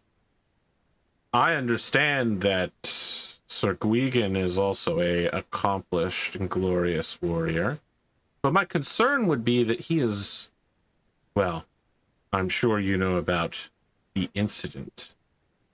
And some say that he is more favored by the Countess, but he is a free man who wanders, you know.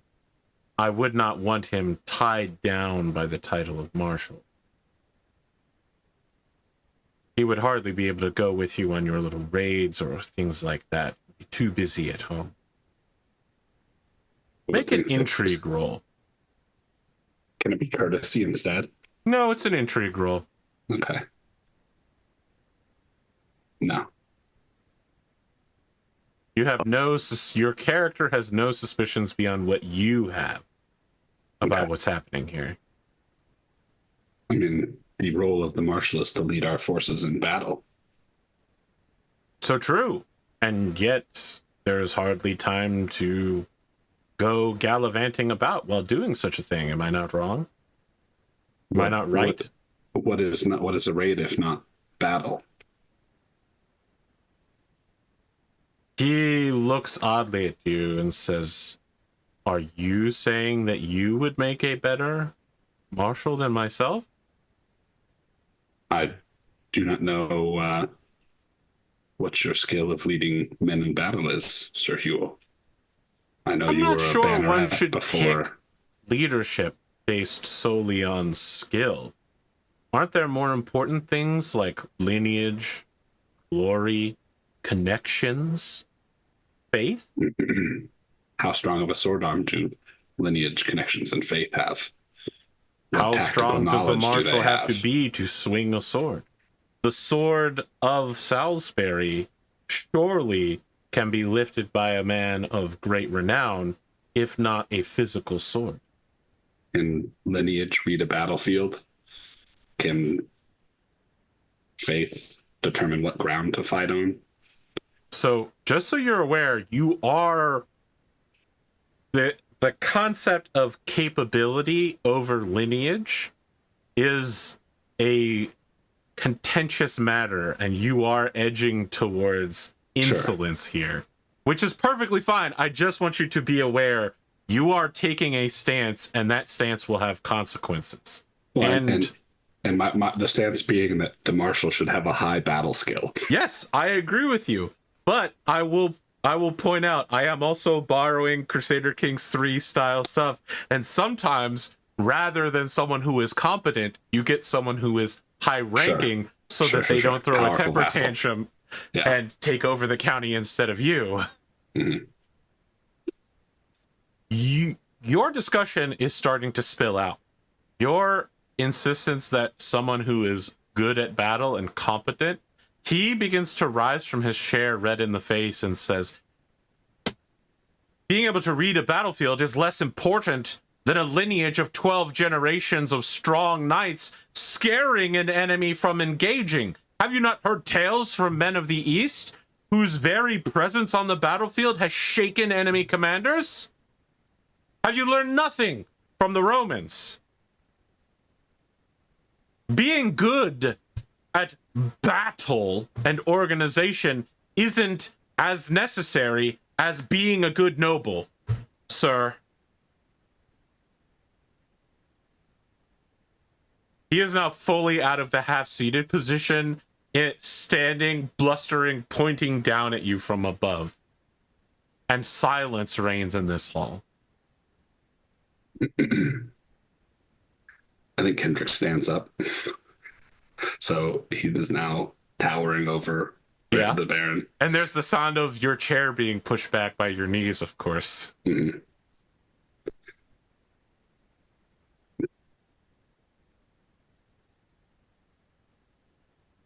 Baron Hewell, your points are valid. But the position of Marshal has been filled by men of honor and skill at tactics not those who held the most lands or had the most pure lineage. Sir Elad served as the Earl Robert's marshal for the longest of time, and he was not a man of airs to put on. He was not a man of fancy words. He got the job done, and I would look to the next marshal to do the same.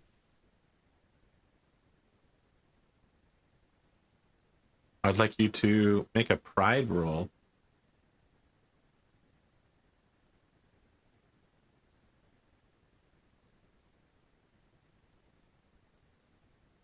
Failure. Okay.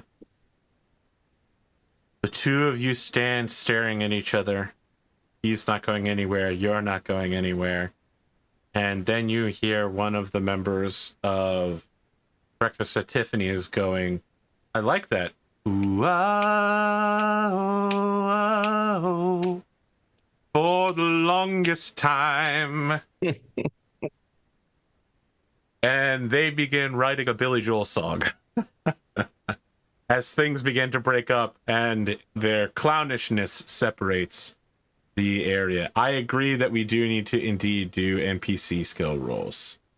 But probably I think we should finish up this feast before we get to that. I do remember to speak to the Countess on individually as well. Okay. Let's do that. Yeah. My lady, I take it the evening finds you well, under the as best you can under the circumstances. What was going on between Sir Kendric and the Baron? I can only, from what I can glean from the conversation nearby, they were discussing the responsibilities of the role of marshal. I see. Seems to be that neither man favors the other for the role. I favor neither of them. Had you given much thought to what you will do with officers of the court? I had intended to name Sir Arnold the butler, and if he could be found, I would name Sir Leo either sheriff or constable, but he has entered into seclusion after the incident to pray for you.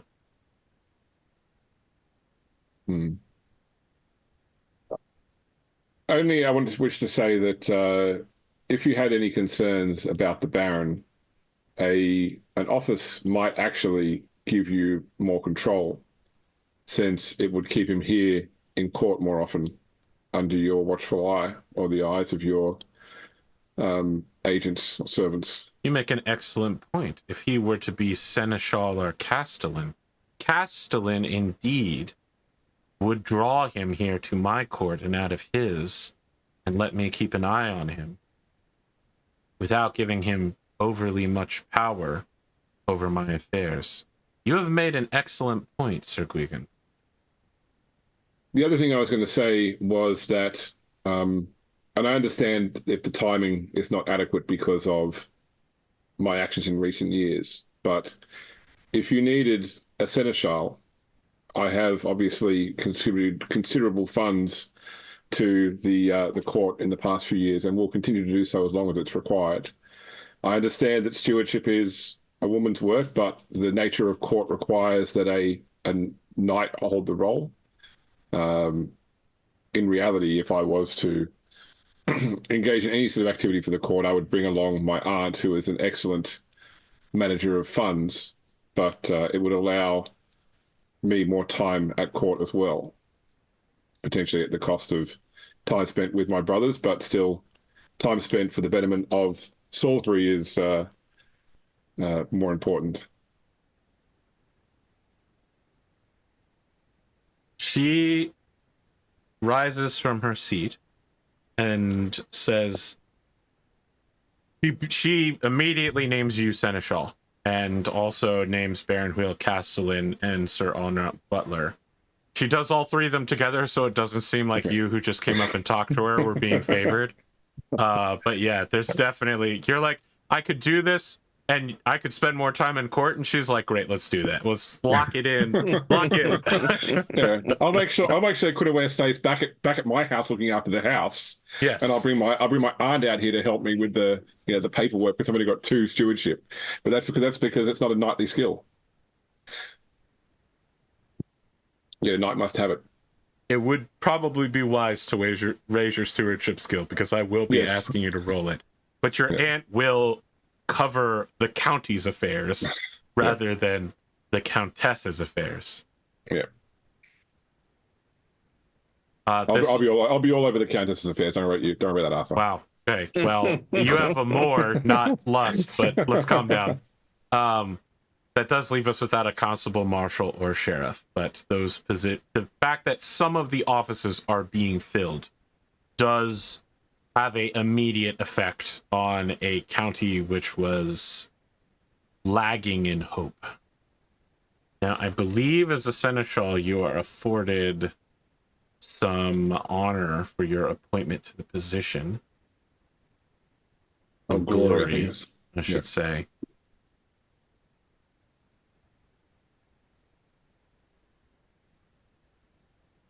As an officer, there is some sort of like benefit for officers, I believe, for glory. And we should do the roles for NPCs, wives, squires, that sort of thing, while I'm doing this, so that the audience isn't just watching me scroll through a PDF at high speed. Let's see here.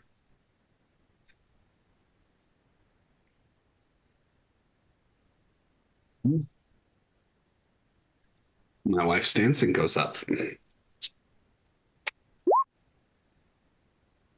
I don't think it.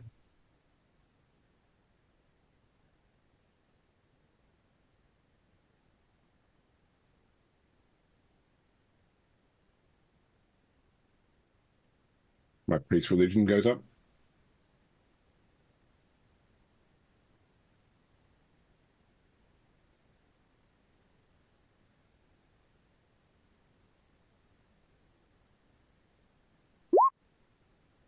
No skill increases for my entourage. For wife skills, the 3 improvable ones. After 15, it's on a 6 on a D6. 6 on a D6. Okay. Appointment to the office of a earl, officer to an earl, is 35 glory.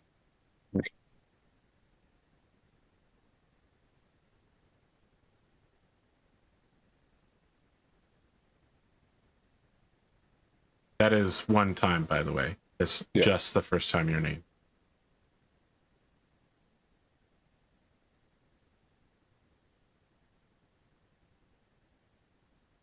I'm assuming my position does not come with glory, since no one's allowed to know about it. Yeah, well, for one thing, your position isn't fully in place, I believe. You're trying out for the position, I recall. It's an internship. Which is both unpaid, and with it is not technically one of the officers. Yeah. It is necessary, but it is not covered by officer titles. Look, the county is looking for a really dynamic go-getter, someone who's committed to fulfilling our values. Good at high-pressure environments. Yeah. Enjoys working long hours. We've got great benefits.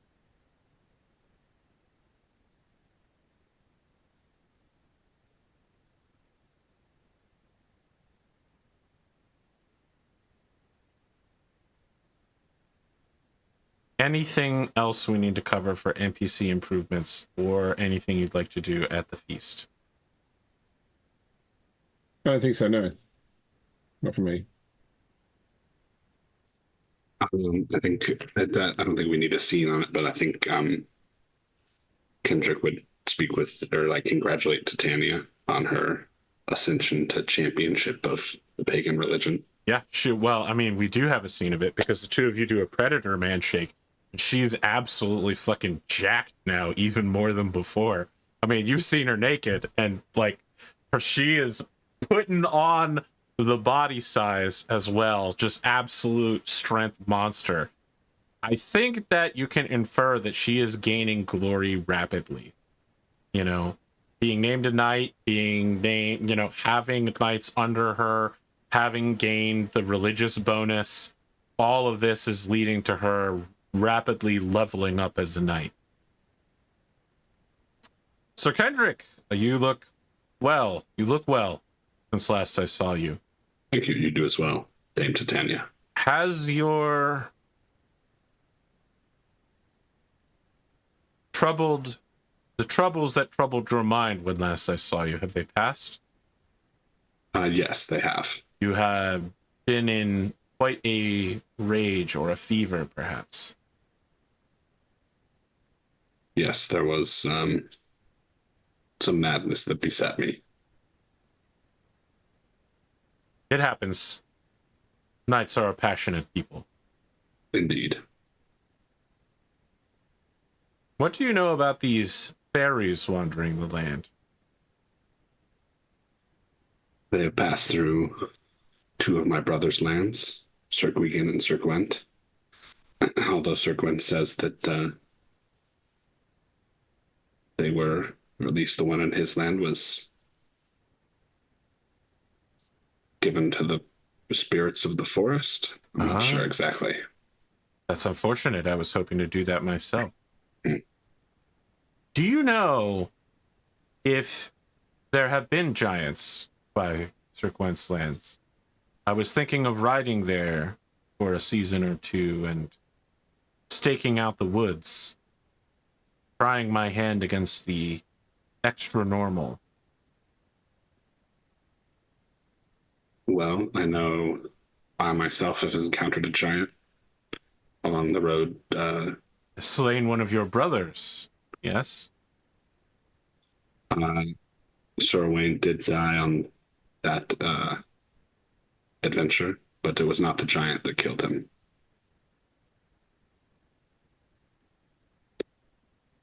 We encountered it on a small hill alongside the road at Vagon. Well, there are rumors that we will seek peace with the Wessex. I was thinking if there are no giants, perhaps I will ride south there, see what fortune my band can have. I was hoping that you would come along with me on our raid. Oh, of course, but This such a was raid later will in the not year. occupy all of my time. Yes, of course. One must keep themselves busy with projects. I have little head for the running of a household. I'll leave that to lesser women. Well, I know that the Saxons are looking for warriors. Or I'm sure there's other. I'm sure they are looking for warriors. They may have never seen one before. I'm sure there's other adventures to be found in the South. You met with There's- them. Serdin I and did. Kenric. Yes. What measure do you have of them? Are they worth committing sword for coin? Somewhere in the background, we see Prince Kenric just going like, perfume. That's what it's about, ladies. Right here, right here. You want to make it so that when you go in for the kiss, the smell wafts up. Okay? That's what we're talking about here. Here. Come in. Smell some of that. Just smell it right here. Just bring your face close. Closer. Closer.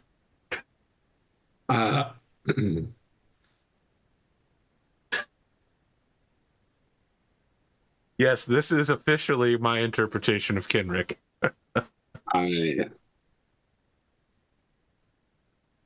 I would not serve them.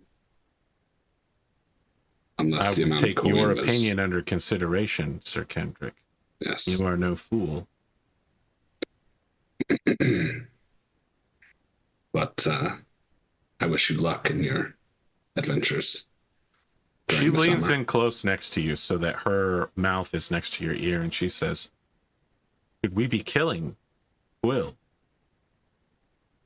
Or he becomes a bigger problem than he already is. Time makes him stronger." Not yet. There are still things to be done before it gets to that. Okay. She pulls apart from you, so it doesn't seem too suspicious that the two of you are standing so close together. Yeah.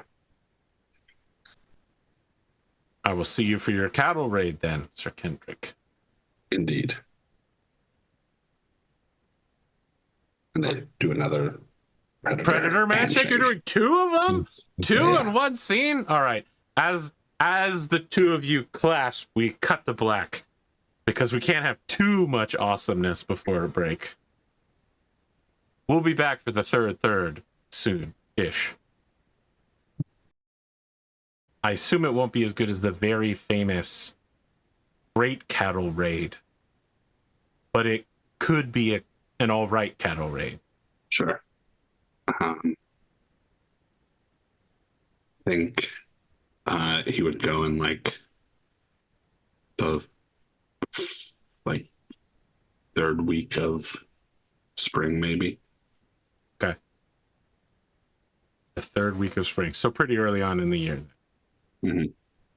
All right, let me go get my Great Pendragon campaign raiding guide. Are you all right with raiding churches and other religious locations? Since we're raiding the Saxons, yes. Correct.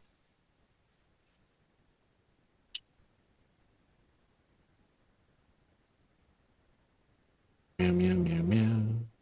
All right.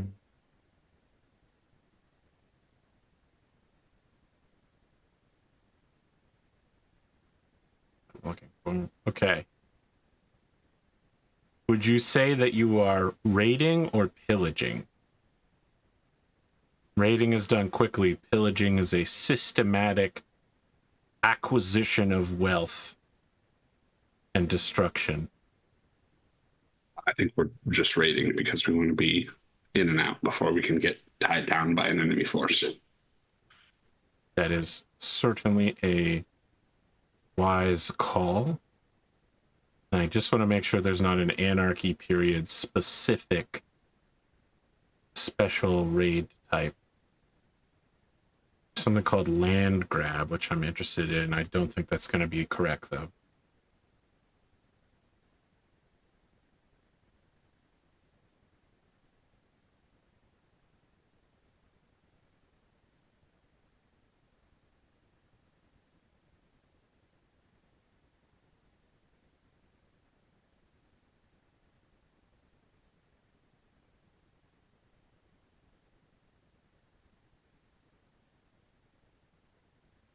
No. Okay.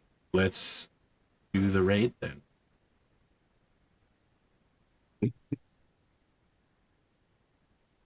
Not pillaging. It's a good start. Good start. You ride east through the lands. You make your way through Londonium, Southwark, Rochester, down through the forest into Sussex, and your knights split into different contingents to raid small manors. Like Titania and her 3 retainers travel with her. Whoever from the Axe follows you. Some of Quill's knights have allowed themselves to come on this raid.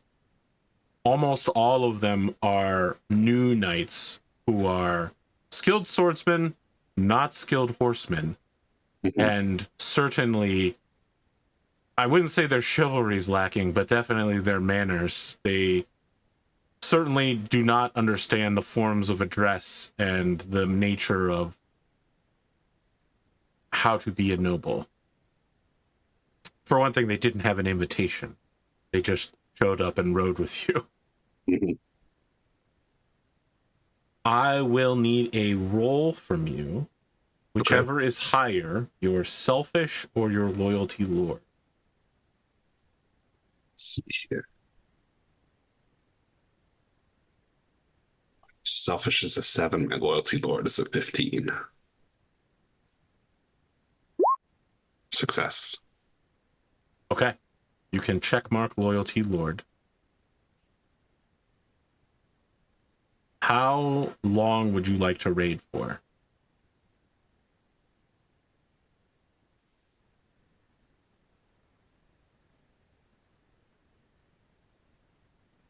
Like The whole season? Several weeks? One probably manor?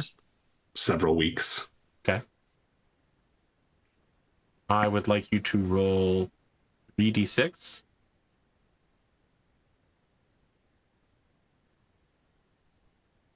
Okay. You end up coming back with 12 pounds worth of loot for yourself.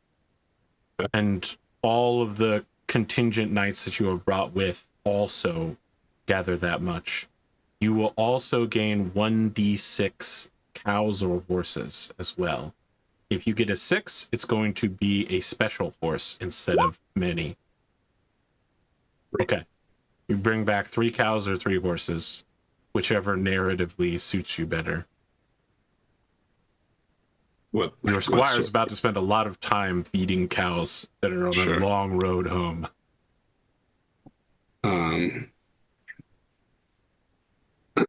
What would it be possible to take chargers? No. Okay. So probably cows then, because I have a cattle herd.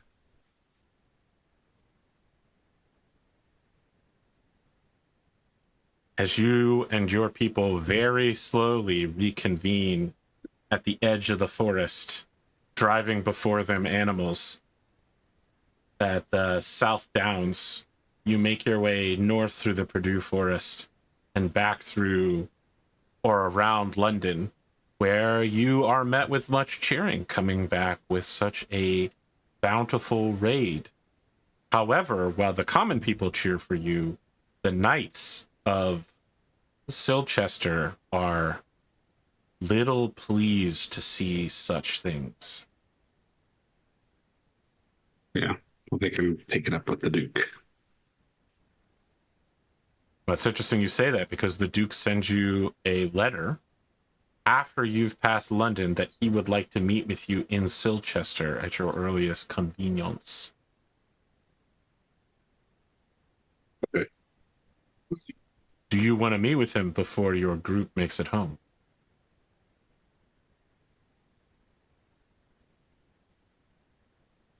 Are Gwgan and Kyned, did you come on this? Yes. I didn't. Okay, but New Kyned did. responsibilities. Kyned did. Yeah. Okay. Well, Kyned, you're walking home with 12 pounds, brother.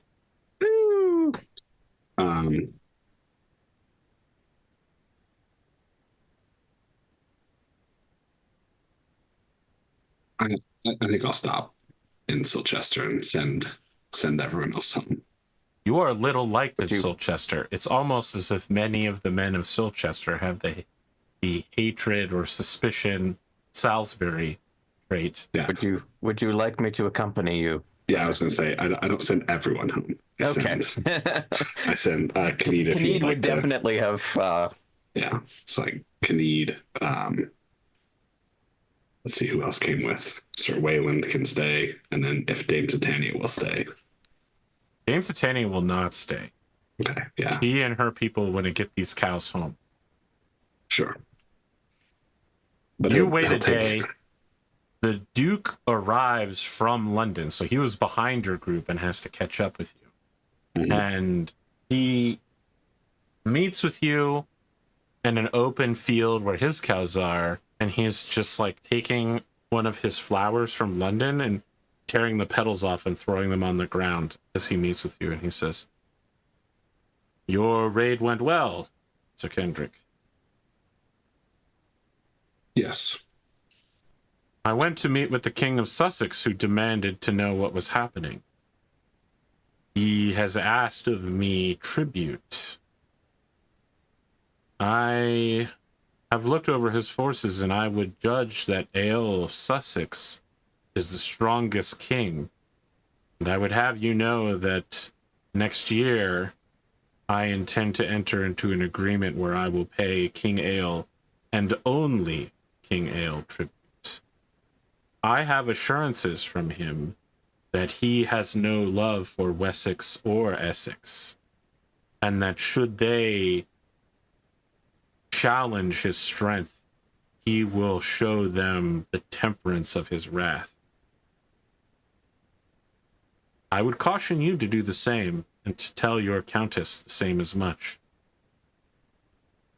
And so I take it to understand then that my passage through these lands is no longer approved.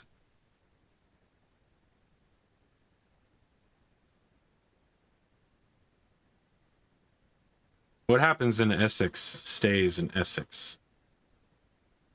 My tribute to Gwgan ends next year. And I have no control over the Knights of Salisbury.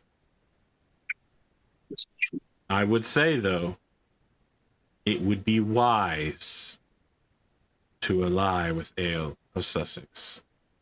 It would be wise. Can I roll intrigue? Yeah, sure. Can I add suspicious Silchester? What are you looking for? Do I think that Ulfius is being truthful in this statement that It would that seem suspicious. that he believes that he believes that Sussex is the strongest force, and that he's going to turn his back on Gwgan and only ally with Sussex next year? Is this true, or is he trying to trap us by saying this? I feel like suspicious will work against you rather than for you in this case. Okay. You'll be looking for an answer which may not be correct. Mm. So I will actually ask you to minus it from your roll. Well, that sucks for The me. truth but is clouded. Yeah, it turns out hating people sometimes doesn't work out for you. Hey, but I it doesn't still matter. got it.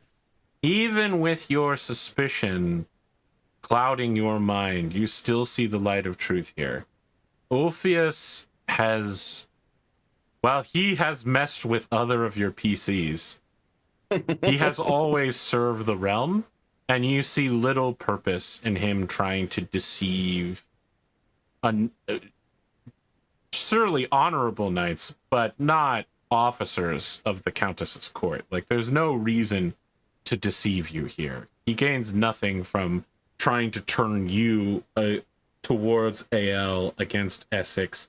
But more than that, while he has occasionally acted with somewhat less than honorable intentions, he is an honorable man, and he no longer has the sort of leisure to throw people off of roofs. He's a little busy holding the country together. So if he's telling you AL is the strongest and AL is going to go ape shit on everybody else if they mess with you, know that while it may not be true, he believes it to be true. Fair enough. And he is no fool. Yeah, and I think Kendric will say, you served King Uther well and wisely in your years as his seneschal. I will deliver your words to the Countess with the full weight of your wisdom behind them.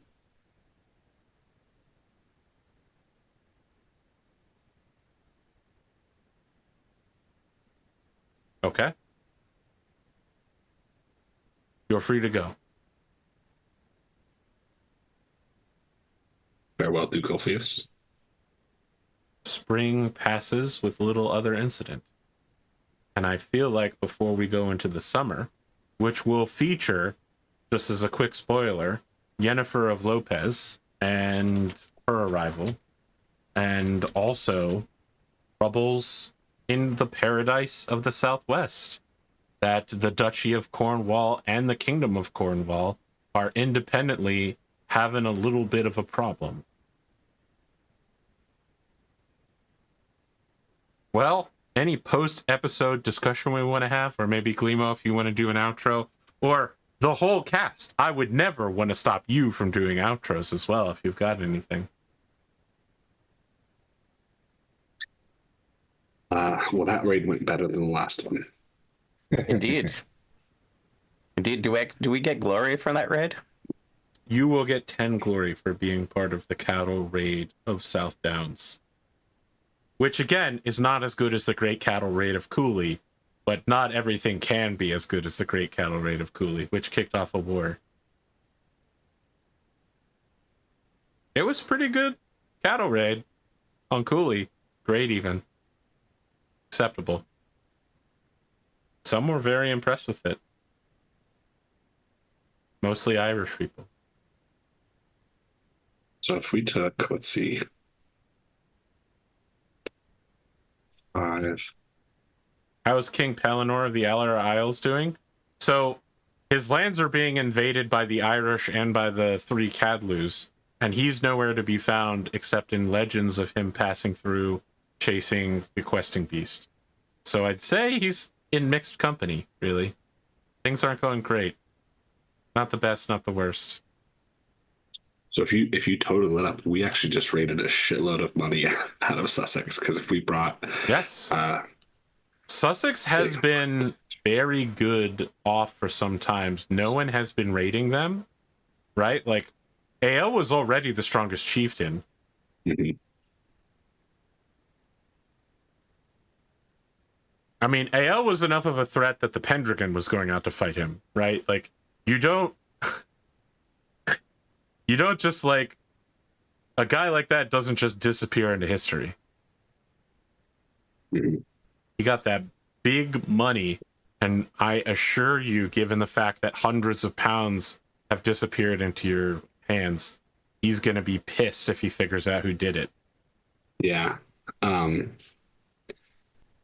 If I brought, like, family, the 12 is like the abstract of 12 all is of you, my family. yes. Yeah. Okay. Yeah.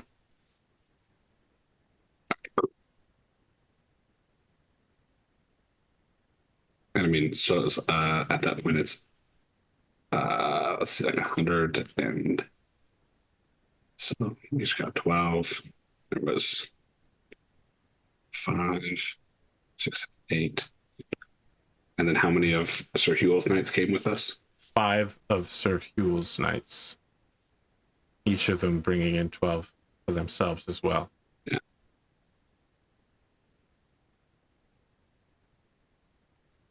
£168.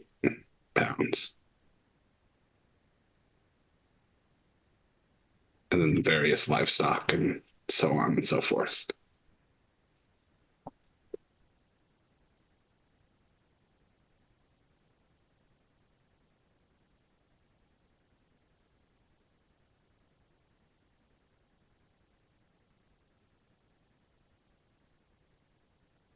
This Gwgan Countess Ellen thing is going to end interestingly, I think. Why do you say that? I just love that it'd be like, hey, you should make me Seneschal so I can be here all the time with my wife. No. My wife stays back at home. Oh, I see. Okay. With his aunt. Right.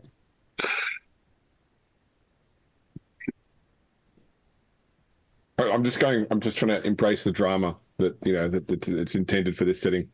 For sure. How many years is Anarchy? 10? Yeah, it's a good little while. Maybe 15? Let's see. Ends in 505, I think. 509. 509, sorry. Yep, so we're 491, 2, 3. So 12 more years. Honestly, does Anarchy ever really end? Well,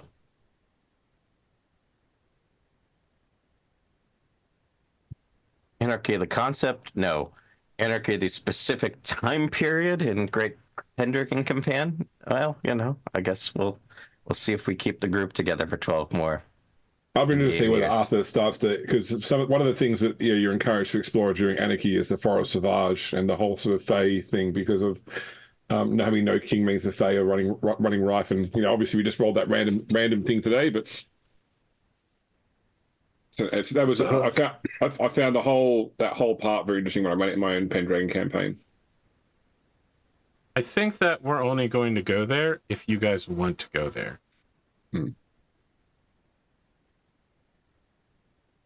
If you want to make that a thing, now would be the time to let me know. Otherwise, we'll probably never go there. I'm happy to do the Fae side of it because, that would fit into my family line. I'm interested too. I'm interested maybe more like, so it's 10 more years until I can bring Owain's heir in as a knight, but that's still during Anarchy. So I guess that the Forest Sauvage is still an element that can be, around in 10 years. AKA like 4 real years. Yeah. Yeah, I need to somehow keep Kyned alive for 10 more years.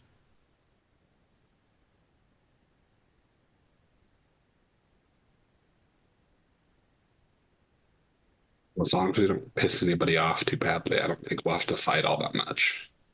Yeah, but I'm 35 now, so I'm going to be aging every year. Yeah. It doesn't go as badly as you think. Like you're bedridden when you get to 3 in a stat, I think isn't it? Mm-hmm. Yeah, but still, it takes a while to get down there. You can take combat injuries that will get you there very quickly, even if you're not dead. Yeah.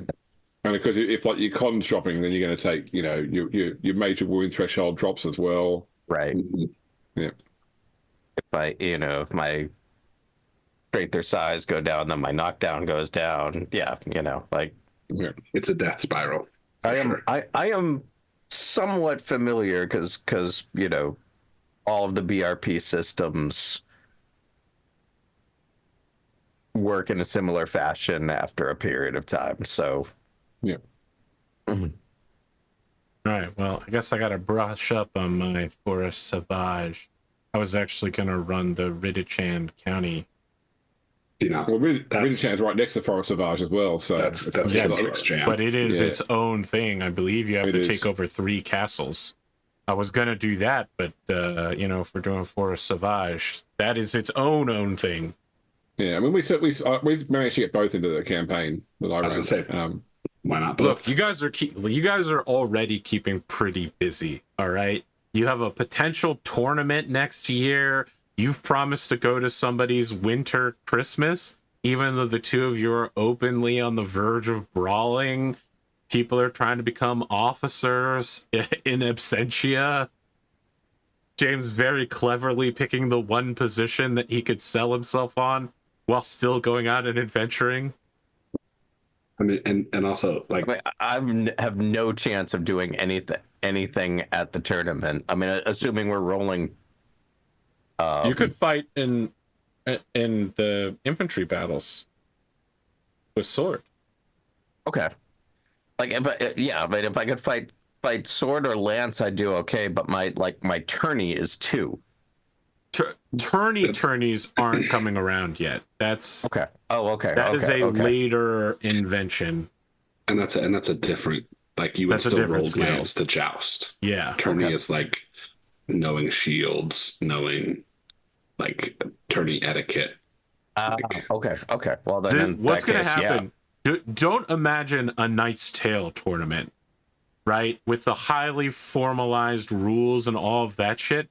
Imagine instead an open field that is 90% mud, where half the attendees are trying to sell stuff to the other half of attendees, and there's going to be a big pit of infantry people fighting each other so that commoners can pretend that one day they'll be able to defeat a count and be like, aha, look at how glorious I am. And no one's ever going to let that happen. They're just going to knife him in the mud to death. And there'll be some horse riding and some poetry and stuff like that. But it's not going to be at the level of, again, A Knight's Tale, which I consider to be a tourney. Yep. And actually, in this era, they would be called Trojan Games. Or a melee. Yeah. Well, the rules call it tournament, and will give you 50 glory if you do it in the neighborhood. So Sir Uffo ain't got that much cash, but he does have enough to make it local, brother. So if you want to call it Trojan Games, that's fine. They can send condoms for sponsorship. They got the good sheepskin, you know? Grand Malay, thank you. That is the terminology I was looking for. Grand Malay. All right. Are we good for next week? Yes. Should be. The only caveat I'll place is that it's Easter Sunday here. So yes. it's just with my kids doing like the Easter Egg hunt. that sort of stuff, everything. Yeah, because we start in the morning my time. Well, I may not be. I have to talk to Savannah and see what we're doing. maybe we should just do a hard pass on it then, rather than if we've got two people that have a questionable, you know, I don't want us to be hanging on it. Yeah, Desperate. because I think we're going up to our parents. Let me get that in the schedule then. I'll see everyone again on the 6/7th then. No, We're gonna have to talk offline because I'm iffy those next 2 weekends, and I'm waiting to hear back from. could be work back stuff. on the 13th. I know Next yeah, 2 weekends. Next 2 weeks, he said. Yeah, it's probably going to be one or the other, but I don't have the date yet. That's okay. The audience will wait for us. Right, We'll come back. audience? We'll come back. We'll be back in a You month. won't just abandon us in our time of need, will you? Please, don't leave me. It's not the audience I'm worried about. It's Arthur's iteration of the episode numbers. That's what Ugh. suffers when we miss out on sessions. That is true. That is where 90% of my suffering comes from. Is when I'm like, all right, I'm ready to do the episode. I've changed it from 27 to 28, and then we don't have the episode. And then the next week, I'm like, all right, I'm ready to do the episode. We're changing it from 27 to 28 to 29. And then I got Pondo going, is an episode missing? And I'm like, oh my God, is episode 15 missing? I just deleted that the other day. Oh no. Wait, no, I just iterated it wrong. It's going to be so much more confusing because I say the episode numbers out loud at the beginning of some of my shows. And so people will be looking at an episode that says 16, but is really 17 in the title, and just solid fuckery all I around. think it's happened 2 or 3 times to me, but every time I've recorded a Bubble episode and I've gone to edit and realized, one of the audio channels didn't record. It's like so gutting. It hurts. It does. It hurts. There's nothing you can do about it. It's like the data just is not there. Like my first episode with you, the first episode of Blood Bowl Possible. So It for wasn't that my myself, audio because was missing. It's just that it was fucking garbage. So for myself, because I screw this up in OBS more often than I want to admit, I also start recording in Zoom when I do this, so that I have backup audio that I can piece in. I agree with you, but I do want to point out that Zoom records in something like 34.1 hertz or some crazy format like that.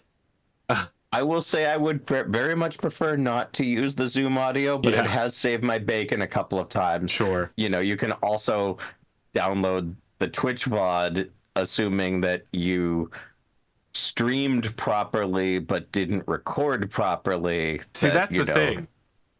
My recording and my streaming are the same, so if the audience can't hear me, they'll just let me know.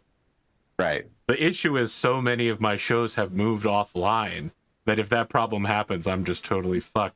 Which is why it's happened so much less lately, because I've been like, okay, I've got to triple check before I get started. It's time to go full neurotic. Because when it happens, Glimo's like, no, my Christmas episode, or what was it, Halloween? Was it the Halloween episode of That was a Halloween episode of Fiasco. Yeah, Yes. Fiasco. And it's lost forever. I'm okay with that one being lost. I'm gonna be flat honest with you. You know, it wasn't as good as the first one we did. It's hard being racist. Well, actually, it's easy being racist, I guess. One of the two is true. You know, I'll also say the hardware mixer has saved my bacon because I can, see the Look at lights. Mr. I have a full desk with USB drives everywhere. Okay, audience, we'll see each other in 3 I or don't know. 4 Sometime. weeks. It'll happen. We'll be back, and you'll see. And hey, I know we've made a bunch of jokes about the Anglican language, but it turns out we're not that far away from the Angles invading. And the leader of them, Kurt of the Angles, is a gold medal Olympic wrestler. Oh man. Yay, more Saxons. Angles are not Saxons. They're the same thing. If they were the same thing, they'd be called Saxons rather than Anglo-Saxons. It should be noted that perhaps by the time we have our next episode, we will also have our first episode possible of Twilight 2000 4th edition Operation Thunderchild. So keep an eye on the YouTube for that, and Patreon members will get a first look, and they'll get exclusive content like our post-episode discussions and our gun guide, which is a guide that includes guns, the best guns. Even chat wants to oppose me on this. All right. Now the Jutes are coming up. Okay. Why did the old world have so many small tribes all battling with each other? Why are the Goths in France? All right, answer me that question. Why are the Goths in southern France? Did you say for Hot Topic? No, I said why aren't they a hot topic? That was the old joke we used to do when I used to go to goth clubs. You see all the goth girls up, you say, "Oh, you call yourself a goth? I want to know, where were you when we sacked Rome?" Wow. Yeah. Cringe.